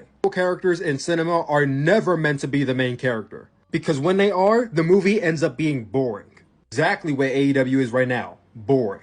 But let me explain to you why MJF is a one-dimensional character. A one-dimensional character is one who does not have an arc throughout the story. Right now is the exact same person that he was on the first episode of AEW Dynamite. A narcissistic asshole. Great on the mic. His promos are very formulaic now. The crowd, make fun of the city, make fun of the company, make fun of Tony Khan, generational talent, everything is mid, I'm better than you and you know it. Did I miss anything? Change up, he repeats the same thing every week. Wrestler will turn heel and babyface at least a couple times in their lifetime because of arcs that were added to the character. And the stories they're involved in interesting. Every single feud MJF has been involved in, he walks in the same person and he walks out the same person. He is not evolved at all. Time we get close to a potential babyface turn, or he shows vulnerability, or shows just some layer to his character, reverts right back to the same person. Like a haha tricked you moment. Which has basically trained me to never believe a single word that he says. Even if he decides to turn babyface, I will never believe him. The first feud he had in AEW, MJF has been chased. Been seen as the prize. Most of his feuds go the exact same way. Lies with somebody, type of trust, advance himself. He turns on them. He puts them through hoops and hurdles to get to him. Finally get to him and they have their match. Then he does the same thing to the next person and he moves on. Cody, he did it with Jericho. He baited Punk, which led to nothing. Then he did it to Wardlow. And left as a negotiation tactic. Third faction, by the way, in an AEW World Championship match. Practically handed to him. Entered in that championship match with an actual story that for the first time in his life, he's not going to cheat. He's going to do it himself. Some character development. There and fucking cheat anyway. Undoing any possible character development. At least he's alive with the sixth person that might change him as a character, right? Nope. He turns on him like 2 weeks later. Same one-dimensional person he was before. Character right now is not built to be the main one. Reflection of why AEW is not the main company. Hey, hold on. Hold on.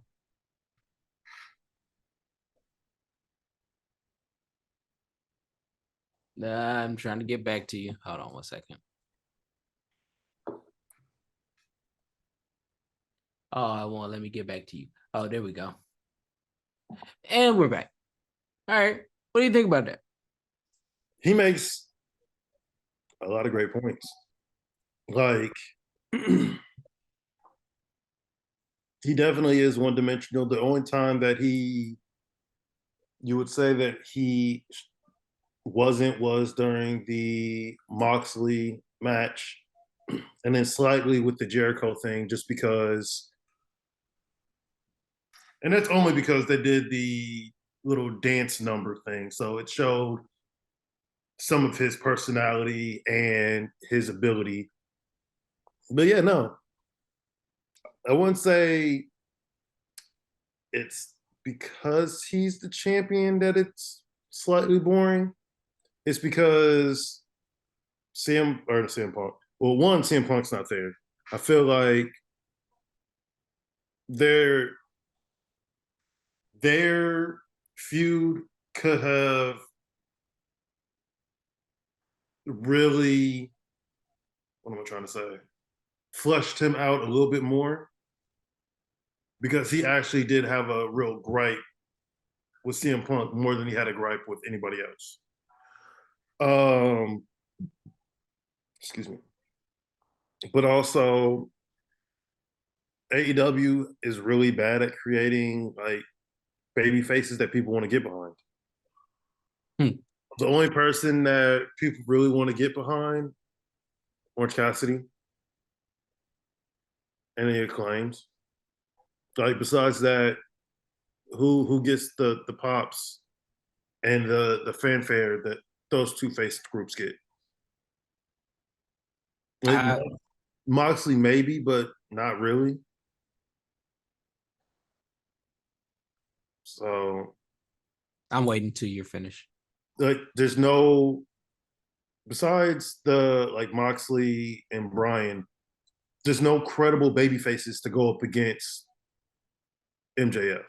That's I think it's boring and boring in the aspect of what he's saying. Okay. Now, I got to be the guy that gives pushback. I would say it like this. Building baby faces, they have the ability to do it. You gave two. Orange Cassidy.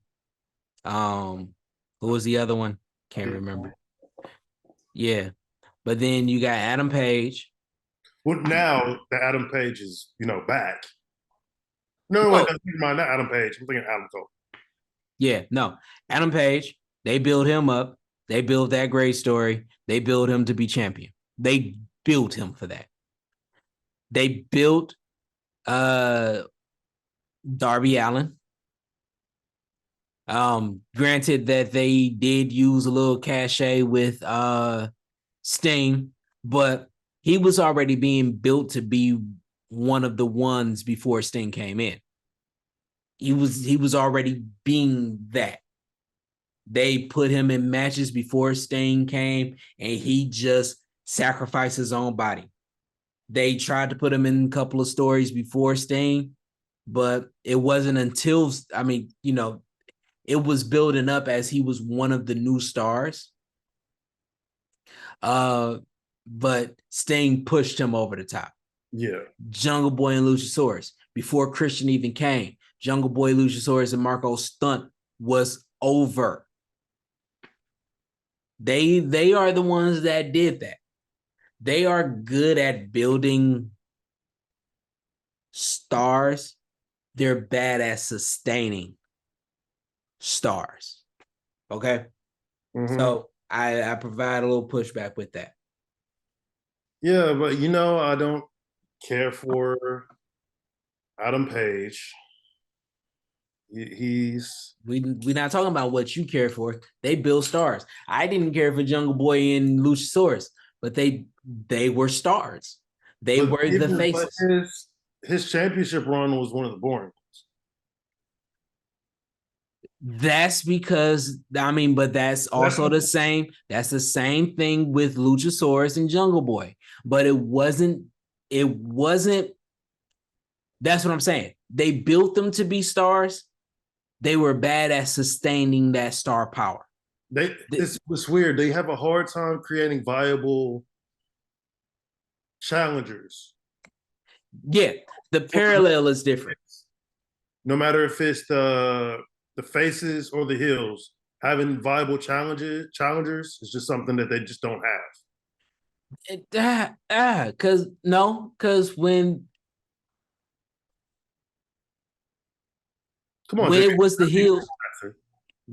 heels, they build the faces.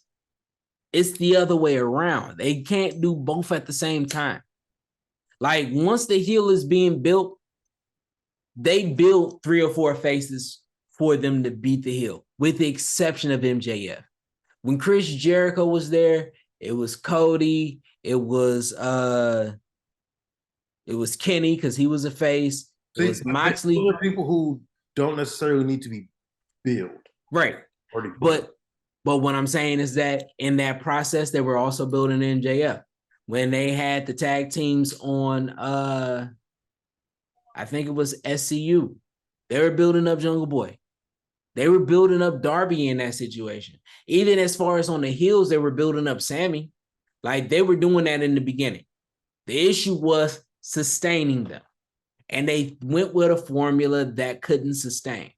Because what they did is that they start placing these teams, just like Private Party, that they build up to be one of the top tag teams.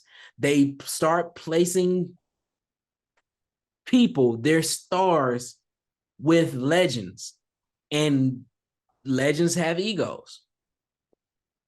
Legends have the cachet and the muscle to get what they think works across, which is why we're still doing Chris Jericho and Ricky Starks. Like this has been like, I don't agree with him that it's because MJF started getting born. I mean, AEW started getting born because of MJF. I think that is getting born because they built their things on stuff that couldn't sustain. Yeah. They are being formulaic in the fact of MJF doing the exact same thing. Remember, I said I was tired of doing these different trials to get to him. That was one of the things that he said, right? Yeah. They did it but they're doing the exact same thing that Chris Jericho was doing for every up and comer that after he won the championship. He gets into a feud with these new guys. He plays as I'm this old, wise, I'm this guy that I'm the top star because I'm the legend, I'm the icon. They built these stars up to have great matches. He did it with Orange Cassidy. And so far, Orange Cassidy is one of the ones that was able to continue. But that's just because Orange Cassidy's character was organically built and not built based off of what a legend has done. Yeah. But everybody else, huh? The man's is back. Oh, see, my TV start messing up. Who? The Murder Hawk. Or the Murder Yeah, Lance. That guy. See, when they start giving Lance a chance, when they start giving Kip Sabian a chance, when they start giving Brian Cage a chance, those are going to be the ones that I feel like once they start building them or allowing them to just let a story play out,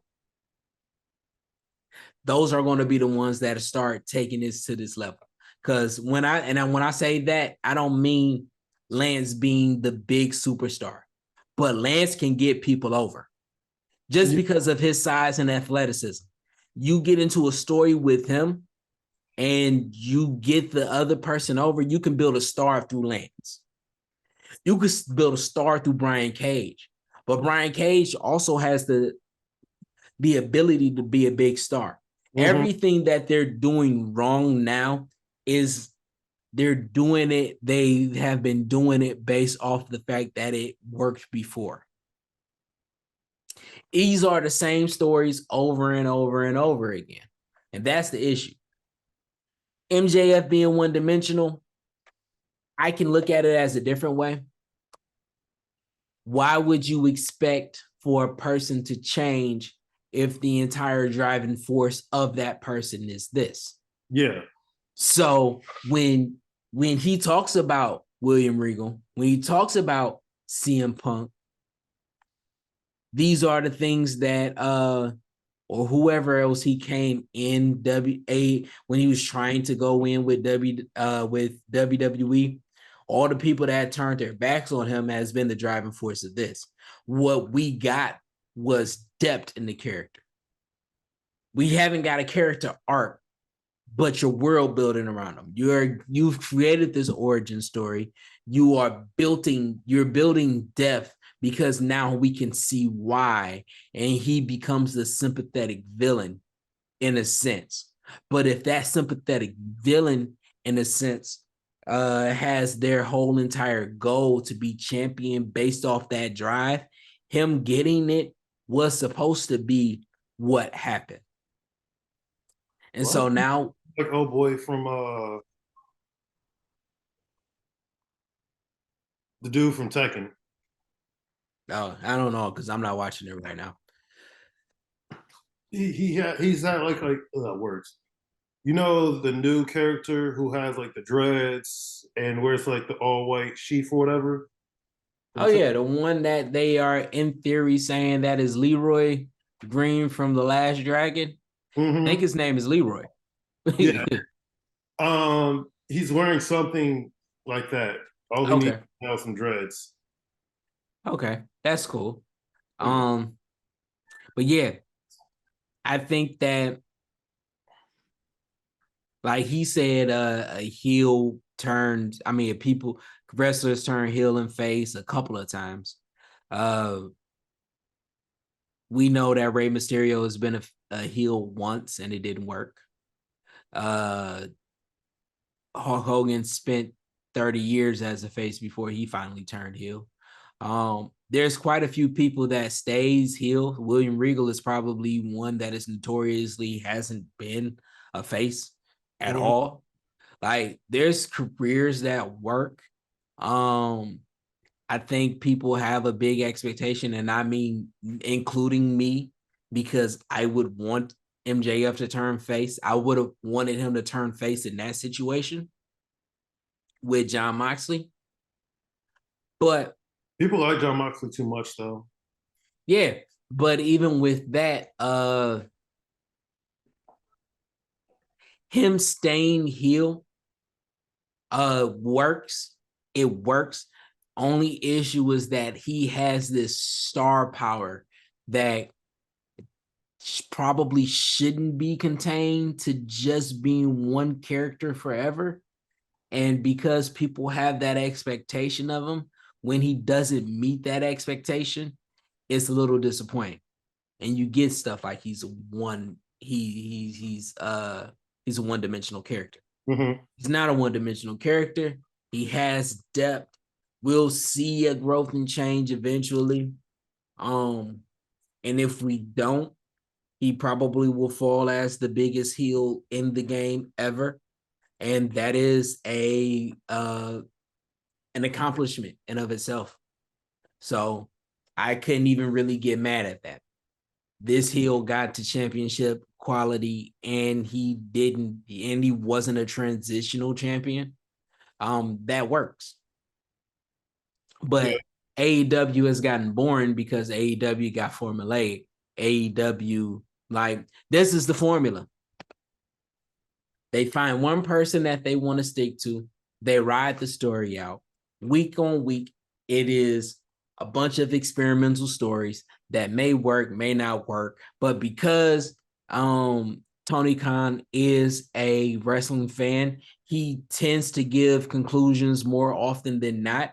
So a lot of times it falls flat instead of it just being forgotten about, which honestly, if he took from the Vince McMahon playbook with that and only use it every once in a while, I think that we as fans would appreciate that instead of having long drawn out stories that have conclusions that we don't care about. Yeah. But he does that on a weekly basis. And then we have a classic pay-per-view. Then we go through it for another weekly basis. He tells another story. He decides that the TNT title should be a big part in the story. And then we go through this, and then he remembers he has a tag team division and he tries to build up another one. And weekly basis, it's a bunch of experimental stories with these two stories being primary. And then we have a classic pay-per-view. And the fact that they only have 4 pay-per-views a year, like they shouldn't be waiting to the very last minute. Yeah. But that's what I'm saying. I think that he's playing that, he's trying to build off pay-per-views and fantasy booking, which honestly I wouldn't have a problem with if the story called for it. A lot of times the story don't call for it. A lot of times there's a lot of stuff that's going on, and if you take a step back to look and take yourself out of the general manager playing fan and you do fan playing general manager, look at the thing as a whole and you can see what's going on. Because right now you have what's going on with Jay, right? Mm-hmm. What's going on with the TNT title, right? Cool. You're focused with the tag title. Cool. You focus with the AEW World Championship, right? And then you kind of have this story going on. I don't want to say kind of. You really do have a good story going on with Jamie Hayter being champion, but you're not putting the focus on the belt. And that is good. Take that moment, take that process, and throw it onto your man's division. Because right now, you have a bunch of people up here. I won't say a bunch of people. You got 15 people up here, and then you got 75, 80 down here that's just working to make a name. There's no reason that your tag division is where it is. Mm-hmm. There's no reason where you knew that you were going to put your trios title onto the elite. Why didn't you build trios? Like, you knew this was going to happen. It's not like, even though it's about the journey, it's not about the journey for one group of people or one person. It's about the building of the company. And your company should be built as such as when one domino fall, then there's another one to come up. Now, I'm going to go back to a WWE when I say this.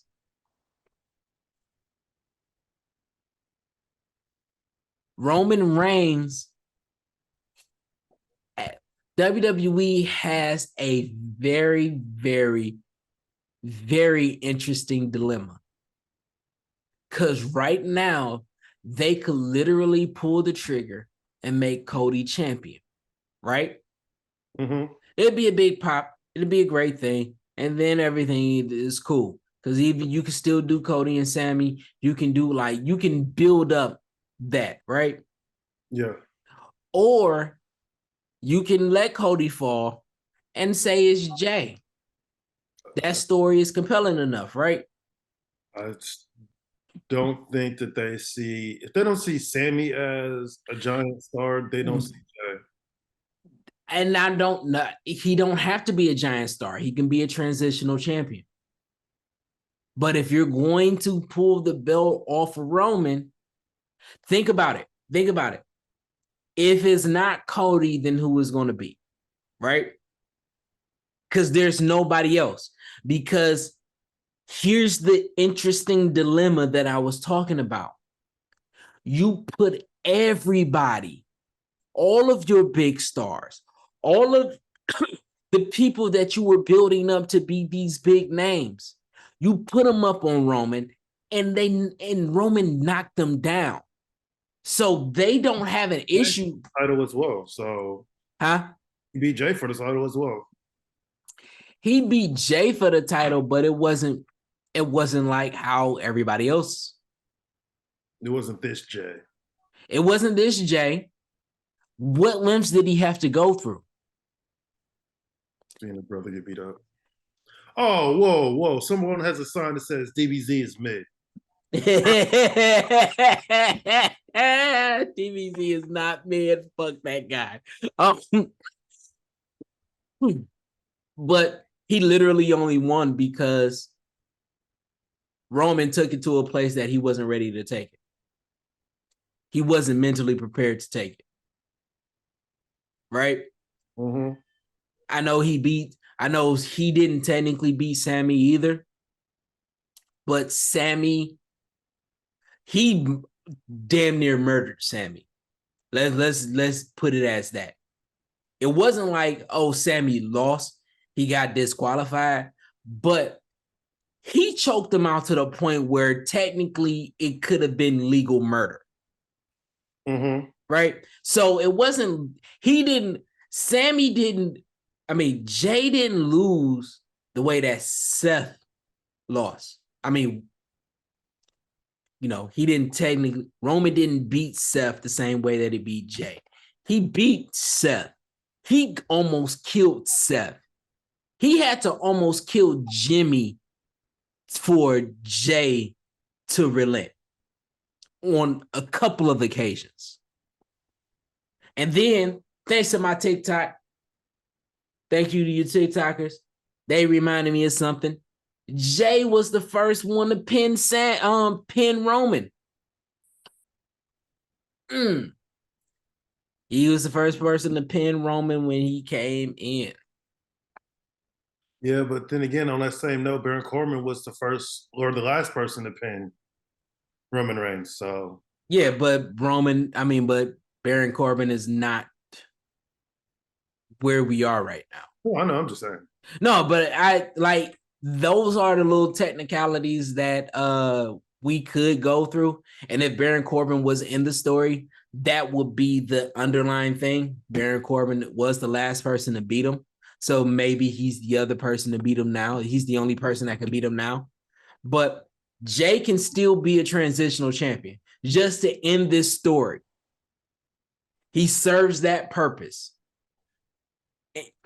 And you got Drew McIntyre, you still got Brock Lesnar, you got Cody Rhodes, you got Seth Rollins, you got Sami, you got Kevin Owens. All of those people could be one of the ones to beat him. And you can create a compelling story because all of them are still connected to Jay and let one of them beat him. That's how you can do it. Jay don't have to be the superstar. He can just be transition. But that story, having that final conclusion, can be a sweet conclusion. I mean, they could build Bobby back up to beat Roman. They could build Bobby back up. If Big E feels like if they clear him, he could be one of the ones. Huh? He's getting reevaluated sometime next month. Right. But let's say he gets reevaluated. You're not going to do, I hope they wouldn't do if Cody loses and Jay is the guy.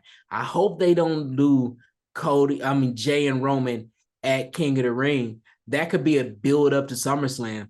That could be your big thing. And then you can go into WrestleMania as. No, they would have him for Backlash, if anything. Because they're having 2 pay-per-views in May. They're having Backlash in the beginning of the month and then the King of the Ring towards the end. I can see Backlash just because of the Triple H is saying that, hey, they're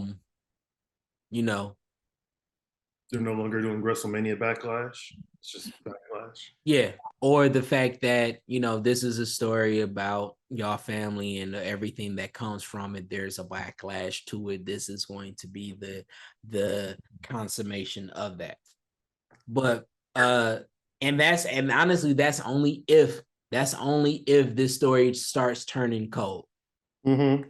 I can see, like, if they say it's Jay and people don't pop the same way that they pop for Cody or the same way that they pop for Sami, I can see them doing Backlash. But if the people get behind, Jay, they definitely gonna hold it until SummerSlam.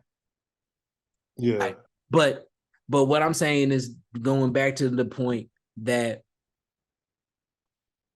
WWE built up stars. It just so happens that Roman was so dominant that they got all knocked down. AEW don't have that luxury.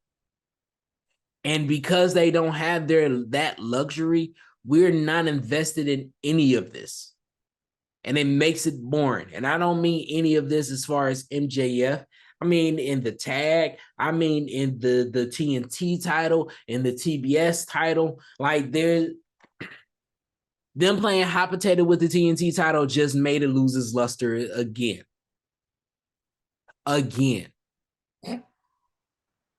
just when they start building it up where Wardlow was holding it for a minute and finally Samoa Joe gets it and Samoa Joe defends it, and then now he lost it. Now he won it back. Oh no, this is some bullshit. Like they lost its luster. Yeah. The TBS title. Nobody sees anybody beating Jade. And so now, even though the belt is in high regard right now, it's only because it's Jade and nobody is beating her. Yeah. Whoever beats her, hopefully it's Kiera Hogan.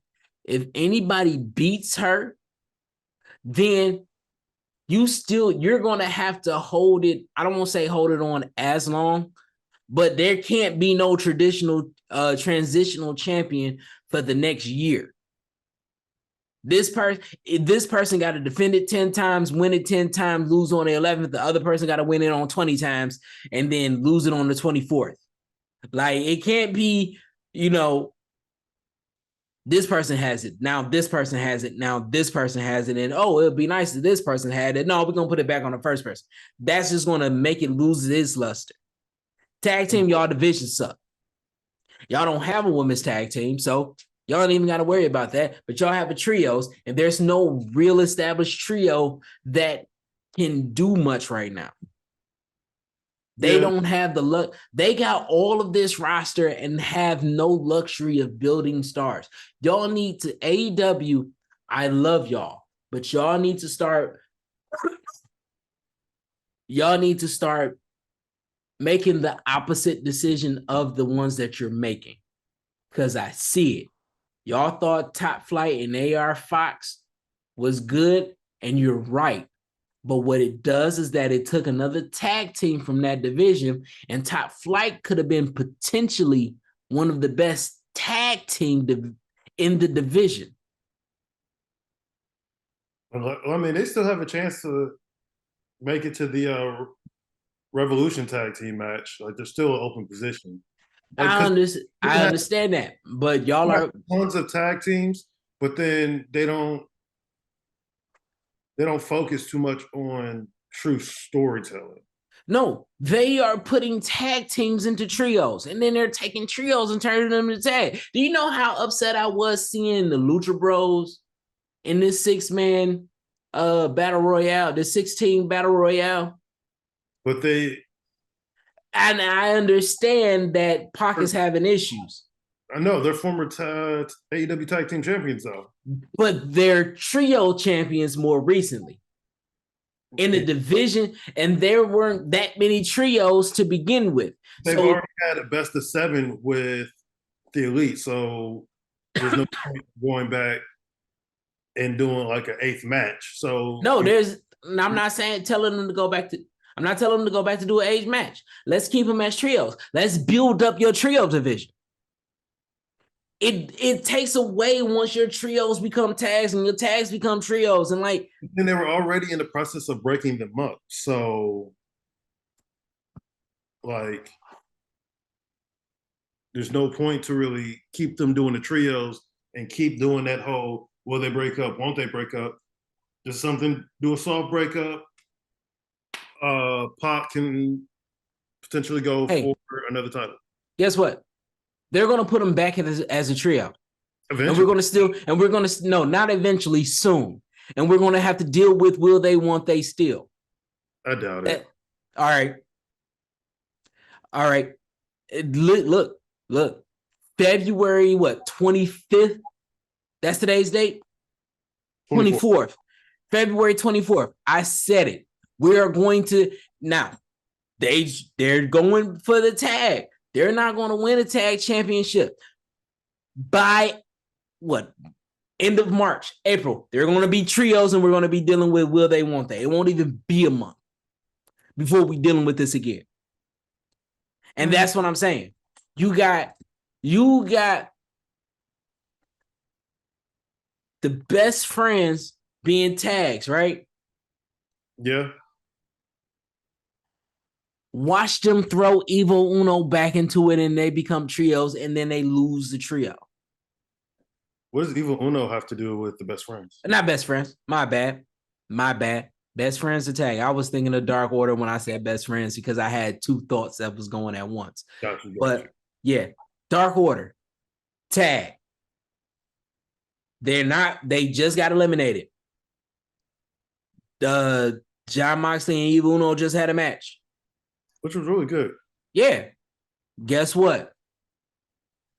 In the next 2 weeks, they're going to be a trio that's going to be fed to the Elite. But I mean, I was going to say the Dark Order. I'll give them a little bit of respect. The Dark Order has always been one of those groups. I'm like, you can easily make them into a trios. They don't have to be a tag team. They don't. So why are you putting them there? But here's what this is the issue that I'm dealing with. This is the issue that fans are going to deal with. How can you invest in a group if 1 minute they're a tag, 1 minute they're a trio, and then we're going back and forth? Because there's no stability there. I mean, they're doing that with the Elite as well. Like No. They're trio champions. Trio champions can have tag matches. We can understand that. But you are trying to put them in contention for the gold. There's no dedication there. There's no commitment there. So how can you ask the fans to commit if every other week everybody is jumping back and forth, just trying to grab something? Now I'm gonna do some pushback.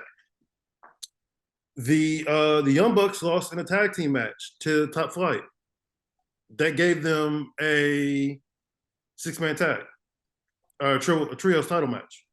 So you could easily, especially if there's a trios and they want to split them into the tag, there's still that way that they can still win a trios title shot, even if they're still tag team.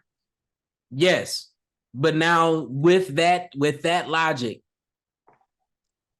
do you expect for them to win? No one expected Top Flight to win, and they still won. So it just all depends on. You're missing what I'm saying. They're going for the Trios Championship. They're going for the Tag Championship. Do you think that they're going to win? Any championship. Any championship. Tag team titles. Okay, so now when they go on for the tag team champion, if they win tag team titles, right? Now AR Fox wants to go for the trios. Well, I mean, they're not technically a group. They are Top Flight with AR Fox. Right.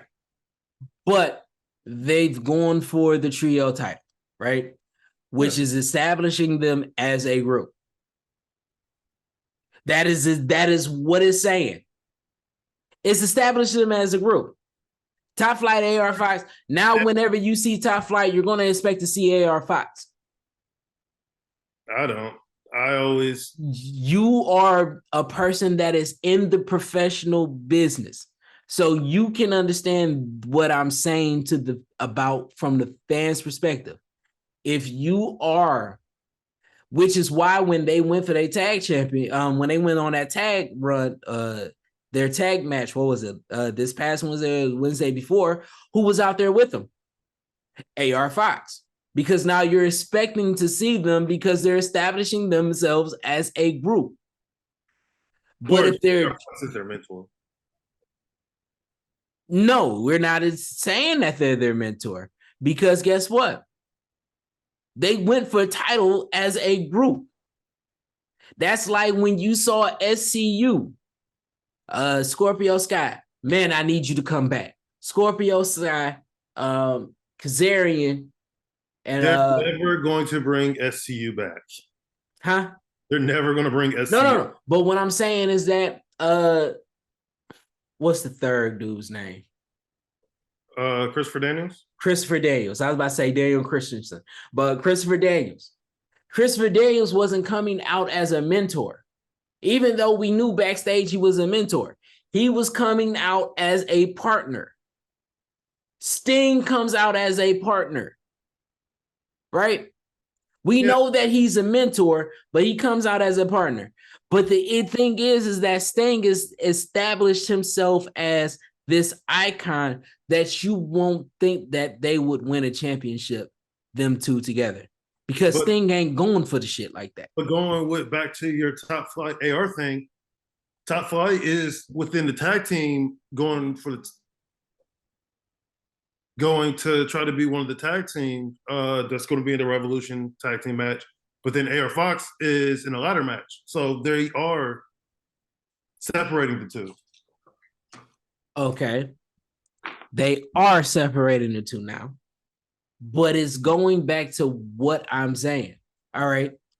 How can the fans truly invest if it's going to be this person being the tag champion, these group going for the trio? They don't win the trio, so now they're going to kick one out. Not like really kick one out, but hey, you're going to sit this one out. So we go for the tag championship. Oh, now because we lost the tag championship, we're going to go back to the trios. And because we lost the trios, we're going to go back to the tag. Because we lost, like, the worst thing that they did was they gave Death Triangle the belts, the trios, right? No. That's not the worst thing that they did. Listen to what I'm saying. That they could do. That was the best thing that they can do. What I'm saying is that what they did was put the belts on Death Triangle. If you are going to jump back and forth, they should have put the tag belts on the Lucha Bros. Put like tag titles on the Lucha Bros while they have the trios title? Yes. Come on. No. That's too much of combining too many titles. No, this is what it is. It is saying that anybody that is going for the trios and the tags could possibly win both.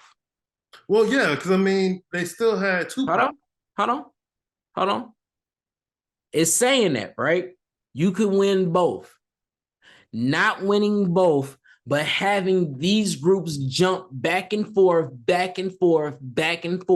is saying that there's the likelihood of winning both is not happening. So there's no reason to do this. If you're going to be in tag, build you up as a tag team. If you're going to be in the trios, build yourself up as a trio.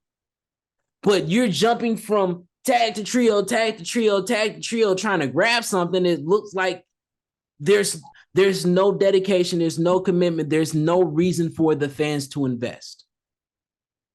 That's what I'm saying.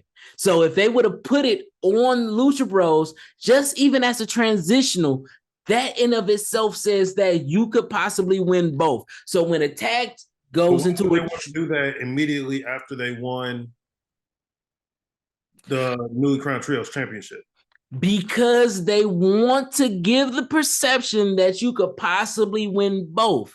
So when these groups are jumping from trio to tag, finding some amalgamation of how they want to try to win one, you can at least buy into the idea that this is a possibility.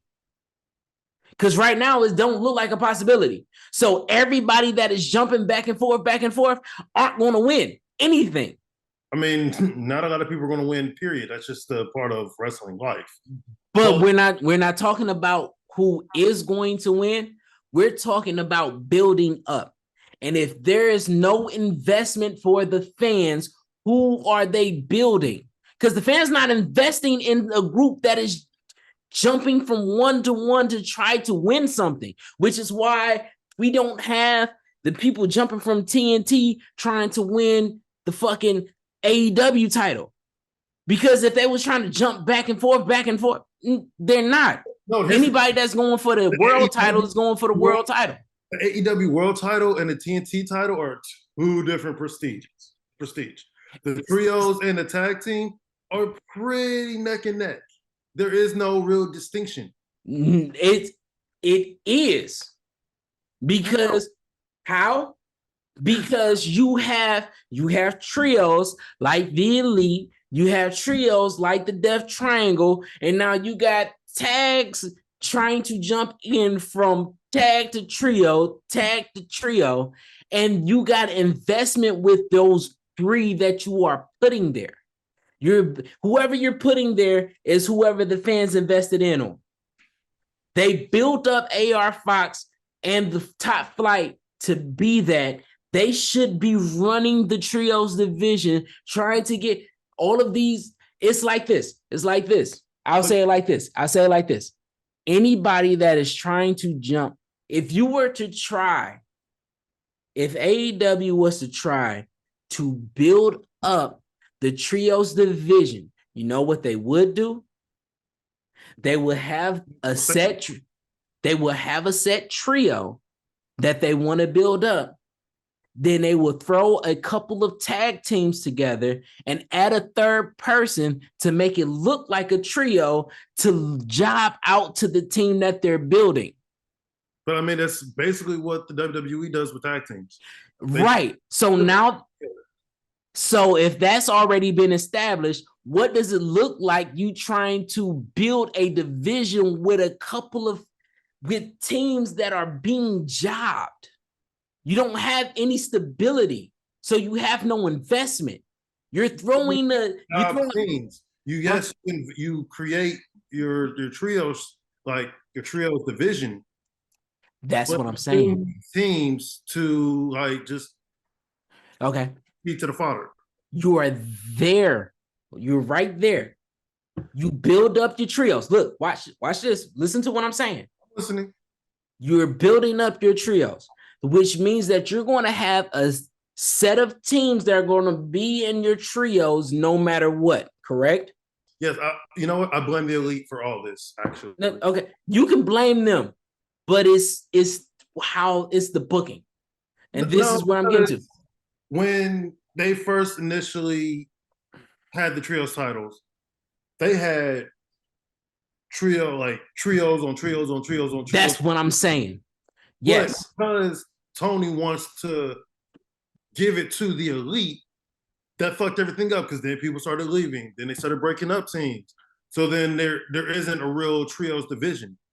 The reason why they have to bring people from the tag team is because they have established tag teams, but there's only so many spaces in the tag team division. So their established tag teams are fucked up anyway.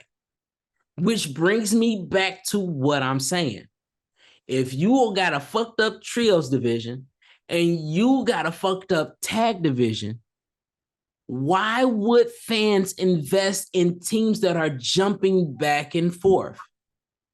Because that's what wrestling fans do. That is not what wrestling fans do, because we already established that if you want to build a team for them to invest, what you do is you add somebody into the division that aren't tag teams, and then you put them as a tag team to be fed to the team that you're building. So you would do that for your trios. You get this trio group, let's say Best Friends. Let's do this. Let's say Best Friends and let's say Dark Order. We're going to put two in there. And so Best Friends has Orange Cassidy, Danhausen, and Chuck T. Let's just say those, right? And then you got John Silver, Evil Uno, and whatever old dude's name. Johnny Hungry. I said John Silver. The other one. Not Axel.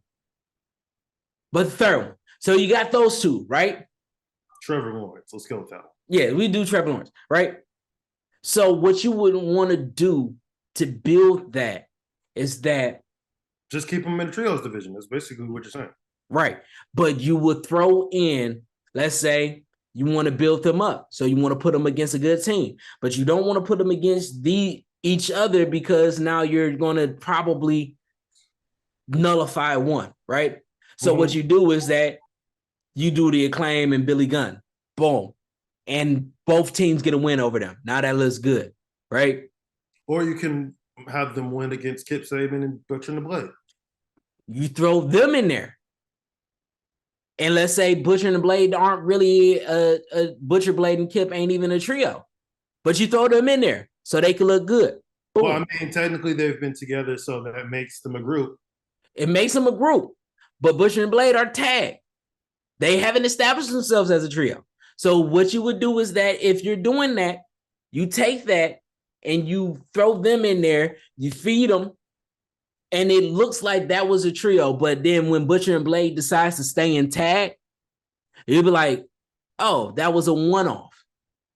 And then you would do the exact same thing for your tag division. If you're building them up, when you are jumping into your tag, you already got a set group of teams that you have there. Even if you throw Butcher in the Blade, huh? That's what they're doing with Top Flight. The only reason why they got the trios title match is because they beat the Young Bucks. That's the only reason. And this is what I'm saying that they did wrong. I'm not saying just they fed them to the champions, but they put it under the guise that they are a team. So now they lost that, then they jumped to tag. This looks like there's no reason for me to invest because they're just being fed to whoever's next. So now they're in wrestling purgatory, jumping between trios and tag, not winning because they're making other teams look good. But here's the thing, though. They beat the trios champion. If you beat the champion, you get a title shot. Hold on, you talking about in the tag match? No, yeah. No. And that's where they went wrong, because you're still incorporating the trios with the tag. No, because even let's go to New Japan. And in a match, the singles they beat one of the members of the tag team champions. They get a tag team title shot. If you beat the champion, no matter what title they have, you get a title shot. We're not doing it with New Japan like that. We're not doing New Japan style. What they're doing is that they said this is a ranking system. So they haven't been doing the ranking systems forever. They kind of fell off. And this is a part of the issue that they have. Because you establish to your friend that your fans that this is a ranking system. So we are expected dedicated areas. And then you say none of that shit matters. But we still have some dedicated tag teams. Then we got these dedicated trios, but it's only technically 2 dedicated trio groups.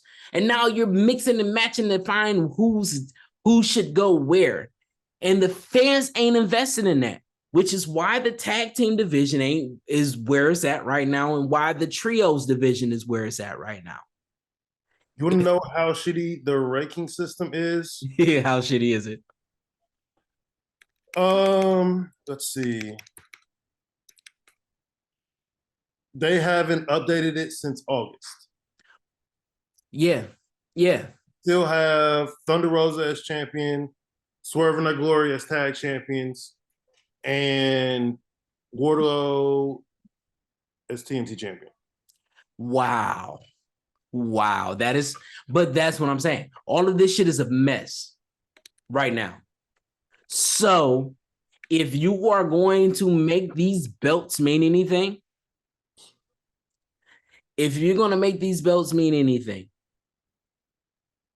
you leave Top Flight, you leave Butcher and Blade, you leave the Guns, you leave the Acclaim, you leave them in the tag division.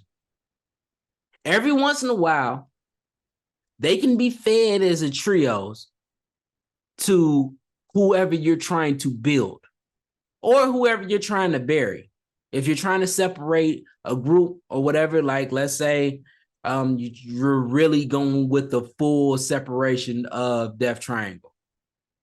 Let AR Fox and Top Flight win that match. Create issues, they break up. Then you have Lucha Brothers there because that's where you want them. But when you get your trios, when you get your Dark Order, when you get your best friends, when you do the Blackpool Combat Club, if you want to do Daniel Garcia with the JAS and all the other ones, let them be trios. Every once in a while, they can hop into the other ones, but it is to enhance talent. It's to enhance ability. Don't let these guys go for championships that they're not going to get and then jump back on for another championship that they're not going to get and then jump back to the tags to the championship they're not going to get, because it takes away from the investment of the fans, because this isn't what we see. We see singles coming together as tags to enhance talent. So we will see Taz coming together with another person to create a trio to enhance talent. We'll see a trio separate to enhance a tag talent just for a moment to come back. We will see, and if they pin them, all right, they pin them. But don't automatically throw them into a trio match just because, New Japan says that, because y'all don't have a division like New Japan. Y'all don't have a trios title either. Huh? They're an amalgam of AAA and New Japan. Yeah, but no, what I'm saying is that if you don't have the roster or the capabilities, stop trying to do that for you need to build your identity as far as tag, as far as trios, because you have lost the identity of your tag team division and you never had an identity for the trio. And you wanted to separate yourself from Ring of Honor, which is why y'all didn't put it on them, even though you know that the stars of whatever brand would help solidify it a little bit. Because they could have put it on oh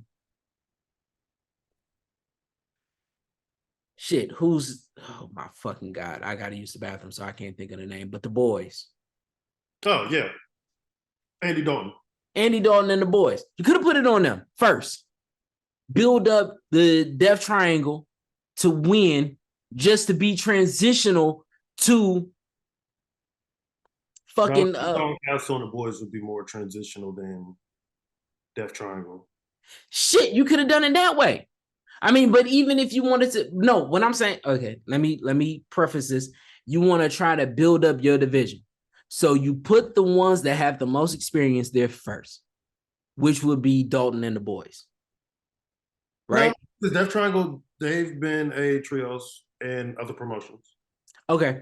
But we as AEW fans don't know that because we don't pay attention to that. We just got onto them like that.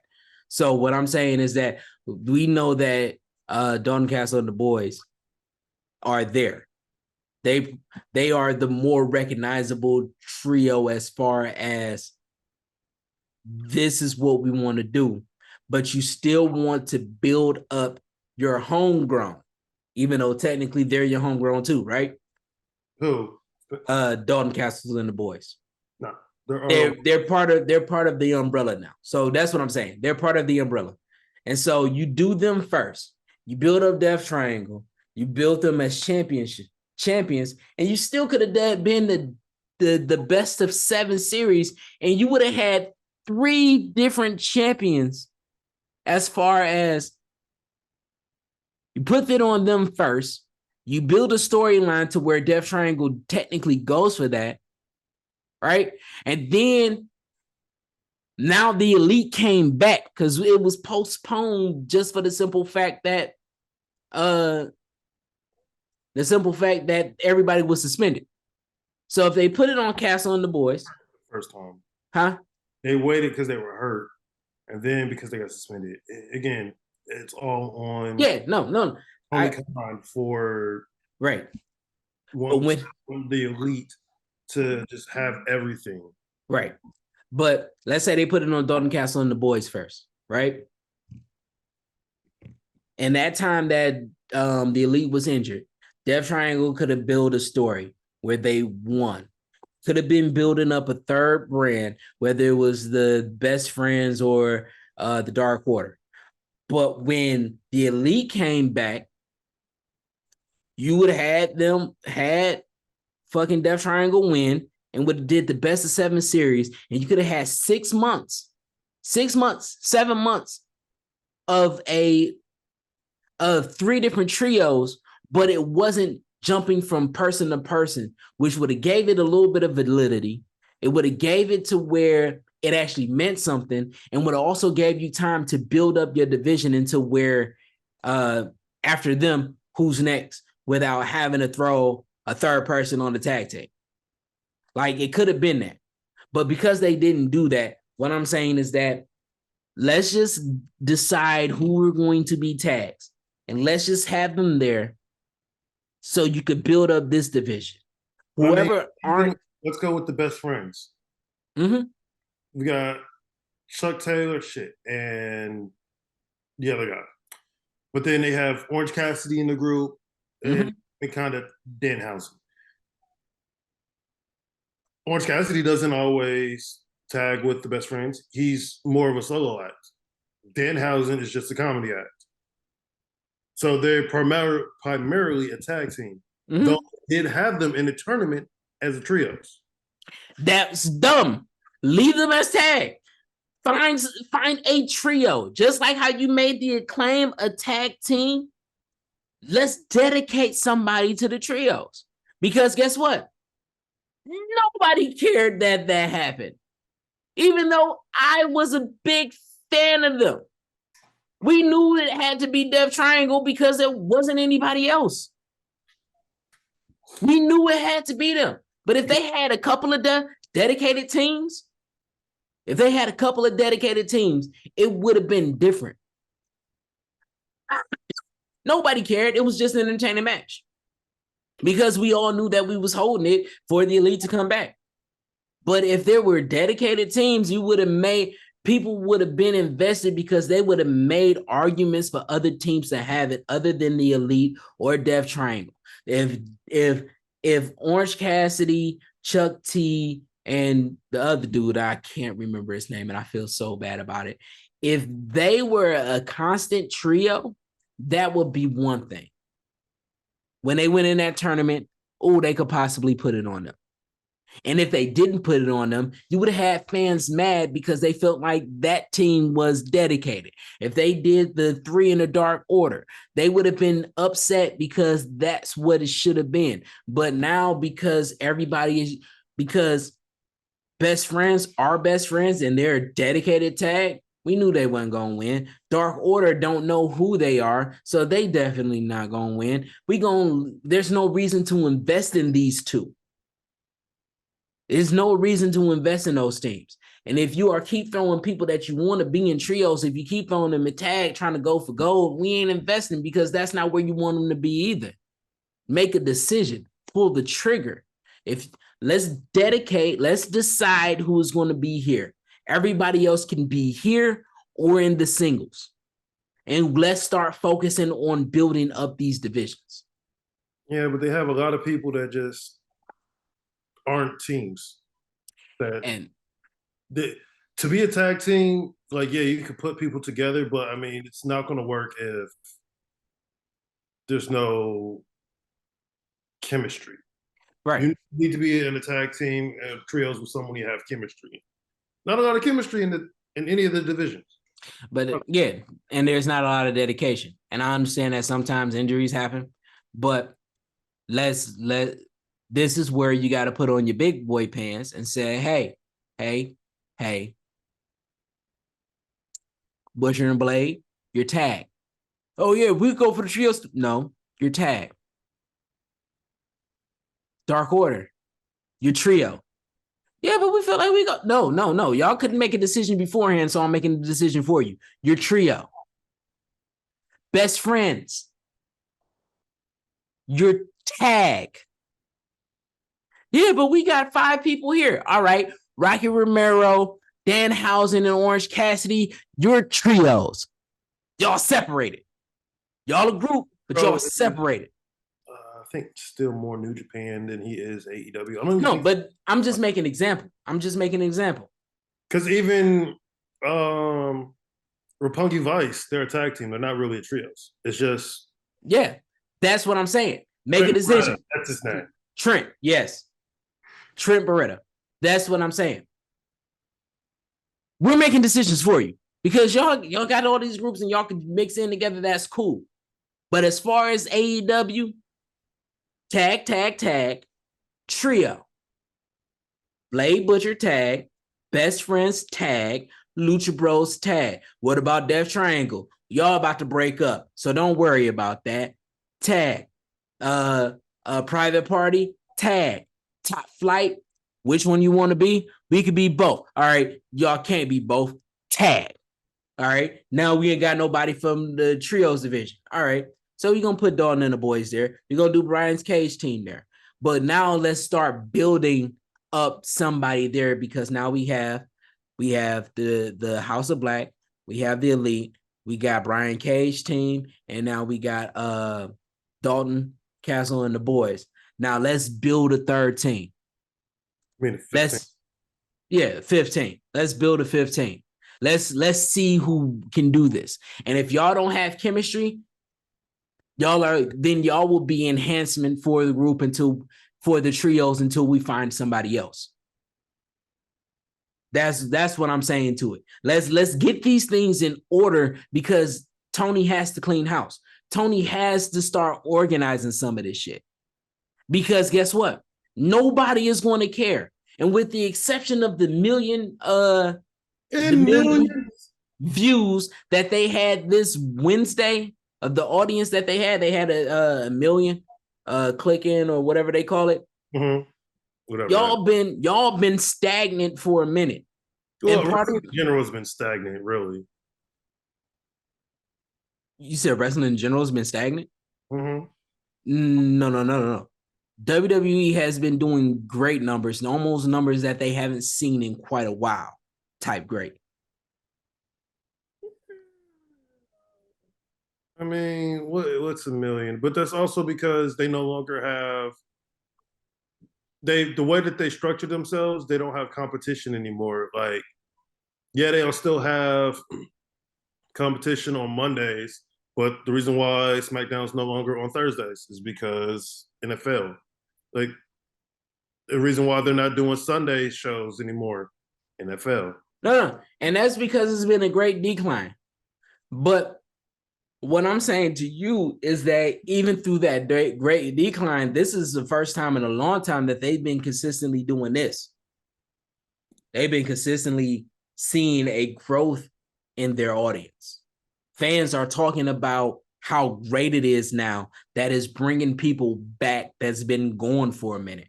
Or is that just because Vince McMahon is gone, even though he wants $9 billion for $9 billion? It don't matter because Vince McMahon being gone has developed great stories and great pay-per-views and great consistency on the network. So you say Vince McMahon's being gone, oh, I want to see what Vince McMahon list WWE looks like. Oh shit, this is good. I want to see what happens next week. That's all it is. So they're consistently seeing growth.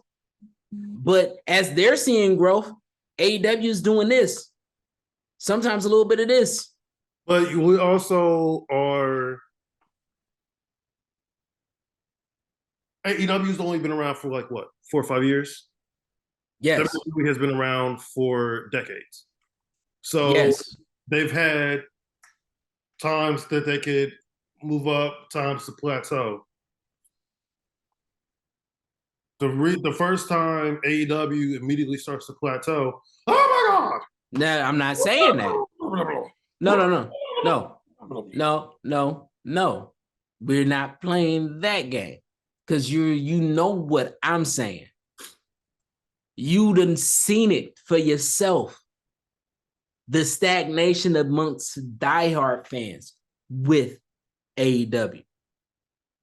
Not the ones that check out as soon as it goes. No, it's the diehard fans that are having problems. The ones that are complaining, like how they complained during the Vince 15, almost 20 years of bad wrestling gimmicks and stories and sometimes matches. Bad booking. The ones that didn't leave and was still complaining. We're seeing that with AEW, and this is entirely too quick for that to happen. Yeah. I mean, I just say give it some time. I get what you're trying to say, but I mean, at the end of the day, and structure is so different that it's a whole. Tony Khan has to like reevaluate. And that's the only thing that I'm saying about it. And what I'm saying is that literally, let's reevaluate. Let's clean house. We got all of these people that are on the roster that aren't getting any shine, any time whatsoever. So if we could put a couple of these into it. I don't get her. I don't know. I'm not even talking about that. But we're gonna put some of y'all in tag. We're gonna put some of y'all in trios. We're gonna start giving some of y'all a run for the TNT title, but a lot of y'all are going to be fodder. A lot of y'all are just going to be there to put on great matches and enhance that so we can make that belt mean something. But we're not going to let y'all just run around like how we've been letting y'all run around. We're going to put y'all in places so we can have some consistency in roster. Okay, so the other third member of the Dark Order is Alex Reynolds. Yeah, I knew it was. I knew it was Alex something. But I, so I'm looking at the roster right now, and here are people who they really don't put on. Aaron Solo, and he's a part of the Factory. They could do something with that. Solo, he's a part of the Spanish announce team. Anthony Agogo, he's also a part of the Factory. I think Ardavari is now part of the firm. No, not the firm. Tony Nese and them, even though he's still technically a part of the Truth Busters. We have Bandito, Brock Anderson, Pillman. Roxy Blondes could still be a tag team. Like, but do you see what I'm saying? Like, they have so many people that you can definitely throw into a tag or a trio just to build that. And it's a lot. How many people are you seeing? You're seeing a lot of names, aren't you? Kind of. Didn't even start counting. Hold on. Okay, on the way to the top. All right, here we go. You can keep talking, and I have a way. No, but what I'm saying is that with all of that, and you are having issues with who you are, you having issues with tag division, you have issues with TNT division, you have issues with trios division. That's pretty much everything. I can even say y'all got an issue with the TBS. But if you got a problem with every division that has a belt, what you need to do is start structuring different, because AEW has become quite I want to say, I don't want to say predictable, because that's not quite, it is what it is, but it's not quite the word that, it's telegraph, it's formulaic. That is the word that I'm looking for. It is formulaic. The same big stars are doing the same big things. Chris Jericho is doing the exact same thing. Moxley is doing the exact same thing. MJF is doing the exact same thing.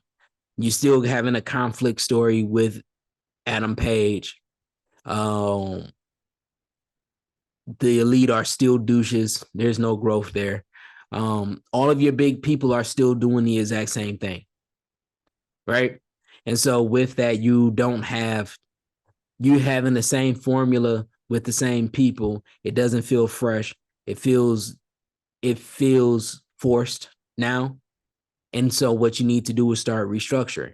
And part of that restructuring is that you can have all of those people, because I think everyone that I named is still individuals for the most part. They're part of a group, but they're still individual. MJF is still an individual. Chris Jericho is doing the exact same thing, still an individual. Moxley is still an individual. Only group that is still doing the exact same thing is the Elite. And so what needs to be happening is that if you're going to keep them doing the exact same thing for the moment, you need to build up people outside of them. You need to create stories, compelling stories outside of them. You did great with the bloodline. Not the bloodline, with the Acclaim and the Guns. This story, even though it feels like it's past its peak moment and it should be having a conclusion, it's still entertaining. The fact that you put the belts on the Guns added an extra layer that's interesting. That keeps people going to see what's going on. But even like with everything, even once you lose a tag and the tag separate, how are you going to throw Swerve into another group. And then, you got Keith Lee by himself. But that should have been a swerving Keith Lee thing. Like, it should have been that. Ricky Stark should be on his way to a TNT title, getting ready for Hobbs. Like, there's stories that y'all have just passed on. And it's just because you're deciding to be consistent instead of, what's the word? And I know that everybody been seeing me pick up shit. So there is 111 active wrestlers on the roster right now. 111 active wrestlers. Now, have we seen 50 on Dynamite? Oh shit! Now I gotta go back to it. No. I'm saying we haven't even seen 50 new faces on Dynamite. There's 116. I can tell you that the people that have been more recent has been on Dynamite has been Butcher and Blade and Kip, has been Brian Cage. Y'all just put Peter Avalon, even though y'all killed him on He stage. has a match though on Wednesday.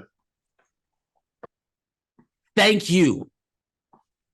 I think out of everybody that can put on a good match and still lose, Peter Avalon is one of those guys. Oh, he's not going to have a long match because he's going against the Succubus, the Ocho, the one who likes to elbow people with a jacket full of nails.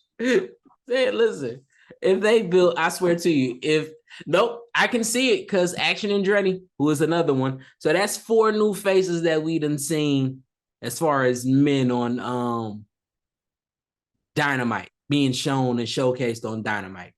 But he beat Action Andretti, beat him.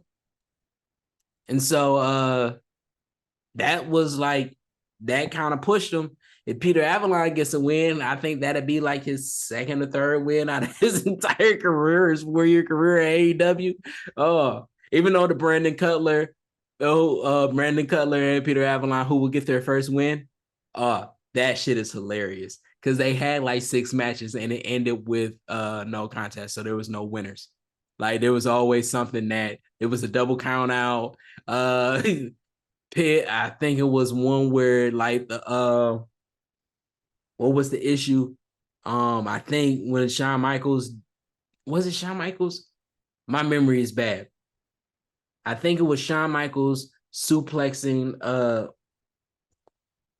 doing the suplex pin on a British Bulldog, and they counted 2 refs counted both of them out. Oh, I can't remember. Yeah. Well, so you have both your, no matter if, like, even if you're pinning, you can't have both your shoulders on the ground. So right. So it ended with neither one of them getting wins for like 5 or 6 matches, and it was just amazing. And so, which is why every time I'd be like, Brandon Cutler knows the assignment because he knows what to do. So him and Peter Avalon had an epic battle that ended with no wins. I still think, I can't remember who got it. I think it was Peter Avalon who finally got the win. Remember, the win doesn't matter. They put on great matches. And it was for them to get a first win because neither one of them had wins throughout that. And it was like almost a year of them doing this. So, but yeah. But y'all got an opportunity to start building up, showing fresh new faces so you can feel fresh. Even if some of them have bad matches, it's all right. You done got a lot of people on fucking your YouTube shows to get a lot of ring time. So you can bring them in. I mean, now that they're about to start doing the house shows, I feel like they'll have a good feeling on who they should push a little bit more. Yeah. But even with that, even with that, you got some jobbers. Like, even if you're only going to use them to enhance, let them be enhanced. Let them have showcase. Let them be like when Hobbs come back. Let them just run through a couple of those people, just so they could. Yeah, but you know what I'm saying. Just let them run through a couple of people and build up the name. Let these people get some shine. It will be like fresh talent. It feels like fresh talent. It won't be burying them because we all understand and we all come to acknowledge that Powerhouse Hobbs is this monster and he's just running through everybody. So it doesn't look bad for them to play enhancement, right? Mm-hmm. But that's what Tony needs to do. He needs to start, hey, we're going to add a couple of y'all to trios. We're going to keep a couple of y'all tags. We're going to start building stories outside of the championship. We're going to do some fantasy booking. Like, who was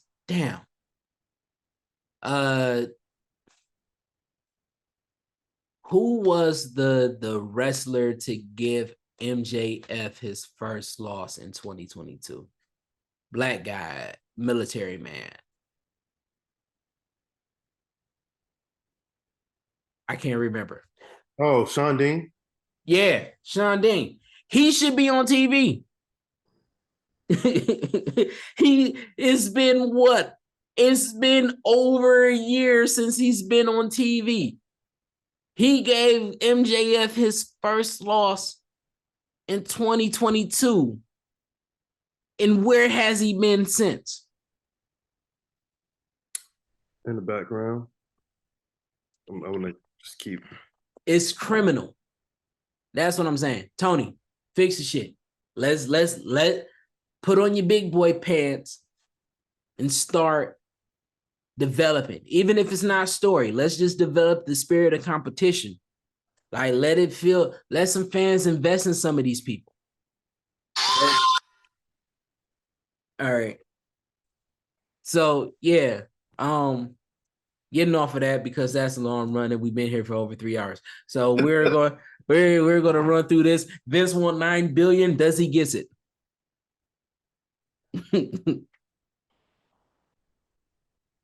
I don't see I don't know. I know it's not an individual. It'll have to be an actual conglomerate. Yeah, TV network to actually buy it. Because Yeah. don't nobody got $9 million or $9 billion to just spend on loosey goosey. Plus, even if a station does, well, they're not going to be making a profit that quickly. Yeah. Yep, because whatever TV deals need to be made and all of that right afterwards, it's going to be crazy. Mm-hmm. I feel like this is just like a I want $9 billion. Yeah. They knocked them like, boy, we'll give you like 5. No, they're not giving him 5. He's gonna get more than 5. I think for merchandising alone is worth more than 5. Maybe, but then I don't know. Like, I don't see anybody as lucrative as the wrestling business is. I don't see anybody just saying, "Yo, here's $9 billion for your company." There's a way that I can see it. But no, I don't see 9 billion. I can say 7. I could probably even push 8. Because I don't know, like saying it like that, like 8, there's a whole nother billion lower than 9. And I know some people would be like, if I could save $1 billion, yeah. But yeah, so that's that. We don't think that he's going to get the 9. Rumors that Vince McMahon was also in creative. Technically has been denied, but they can't really say. It's one of those as far as my knowledge goes. Not even because Triple H said, I think he said in interviews like Vince still like shoots stuff at him, but he's the person that says yes or no. Yeah. But no, they were saying that he was in the creative like process, like he's really making decisions. But yeah. Also, for those that don't know, WWE is about to debut on TNT. What? Yes. WWE is they have a contract with BT Sports in England or London, however that goes, whatever the European country is. But BT has just been bought by Warner Brothers Discovery, and they're Mhm. going to change their name from BT Sports to TNT Sports. So officially, we will have Raw, Raw on TNT and Dynamite on TNT, even though they won't be in the same place. But that's only because right now I've been here for 3 hours, so I'm not gonna just go into my conspiracy bag. But there is So conspiracy there. it's a conspiracy less long. Um, most TV and radio stations are owned by the same 3 or 4 companies. Mm-hmm. Like they always have like people say their sister station, their parent station, blah blah blah blah. There's only like 3 or 4 actual stations like Viacom and all those other like. Yeah, there's Viacom, there's Warner Brothers Discovery, there's I think somebody owns Universal. Warner Brothers. Huh? I think somebody owns Warner Brothers. Yeah, Like, no, it's Warner Brothers Discovery. Turner. It's part of the Turner Group. Turner, actually, Warner Brothers okay, owned the Turner Group or whatever that was, because it was Warner Turner, some shit like that, which is how they got to TNT. But Warner Brothers is the big group. Disney is the big group that owns Fox and ABC and Hulu. Um, Universal owns USA, NBC, stuff like that. yeah, So the big groups is Universal, Viacom, Paramount, Warner Brothers Discovery, and Disney. Those are like the big 5. and So they all pretty much own. the entertainment industry. Yeah, Yeah. Because Universal owns the Universal Music Group, which owns Def Jam, I believe is RCA. Interscope is owned by Columbia, which is a Paramount company, and Warner Brothers have their own music. So it all plays a big ass part, and they are all in bed with each other anyway. Mhm. So this whole idea of competition is a farce because they're all working together to keep everybody where they exactly want to be. The only outsider, honestly, was Netflix, and guess what? They're going downhill. Yeah, because all of the companies decided to join together and say, "Hey, we're going to create our own little thing." But some And now I just want cable again. yes, because you're paying the same price, and even though you feel like you're getting more, there's too much, so you feel like you're getting less. Because honestly, you only want to watch 2, 3 things. Like it ain't too many things. I want to watch live sports. I want to watch wrestling. I want to watch Abbott Elementary. That's fucking it. Like, so, like, because guess what's going to happen? People are going to buy cable again, and all of these Streaming services. platform, these streaming exclusives are going to be in syndication, and then you're going to see all the shit on cable anyway. So, yeah, but that's that. We had one more thing, but I'm gonna save that one for later. This is wrestling stuff, but I mean, this is Uh, a podcast. on like one last thing, Mm-hmm. Jeff Hardy pled no something. It's not a no contest or anything, but basically he's not going to be doing any jail time. I believe he got his license suspended for I think 10 years. Mm-hmm. Um, but he will be able to come back to TV sometime soon. Right. Okay. So I would say it like this: get well. Yes. I know that it is a hard thing dealing with addiction, dealing with abuse, dealing with trauma. So really get well. We would love for you to see you again, but we would love to see you healthier. Yeah, you have impacted the wrestling world in ways that you probably will never understand. You fathered so many children in the wrestling biz.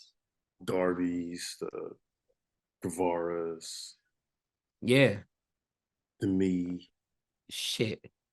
Everybody swanton bomb. Like honestly, everybody. Yeah.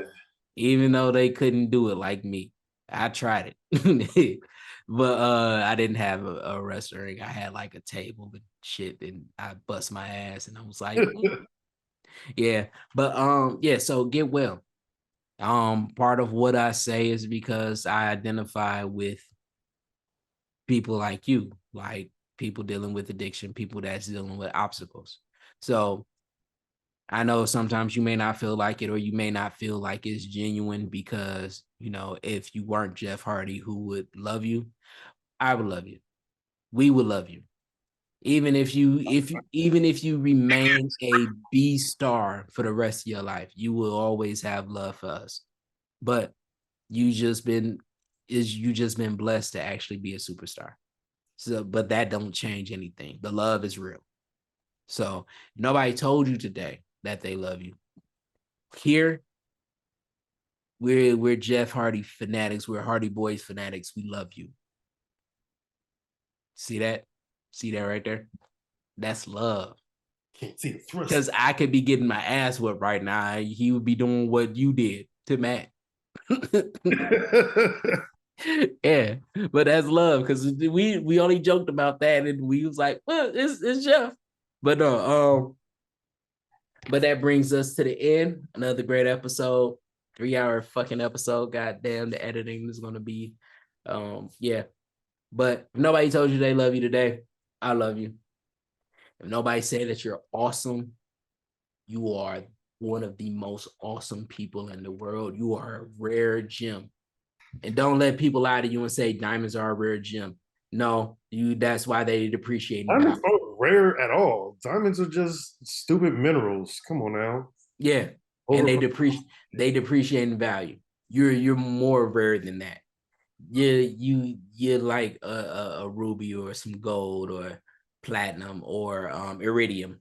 I'll put you in the iridium category. That is one of the rarest. So yeah, you that type of awesome. Just understand that obstacles are momentary, and it's to elevate you to be the best you that you can be. So take it in, learn from it, appreciate it, and when you get past it, know that you are better than what you were before. So kick his ass. Yeah, it's only temporary. Moments. No, fuck that. I'm not doing no. See, I'm tired. I almost did. Life is a series of events and moments. So enjoy. No, Joe, you will not infiltrate me like this. All right. Pause. You all talking. Yeah, I know, man. I've been up since about 4 this morning. So yeah, but yeah, it's only temporary. So if you got it, we got your back. We're rooting for you. And all I want you to do is what you love, and that is watch, being a part, participating, commenting, laughing about, YouTubing, TikToking, everything wrestling. And Roman Reigns, your TikTok page is fucking awesome, even though you only got like 5 videos. I acknowledge you, even though I acknowledge Jay too. Yeah. Everybody is the ones over there. Yeah, so it's 2 ones. So it's like 2, and then there's yeah, everybody in the club get tipsy because I almost hit the 4. Like, yeah. But until next time, peace.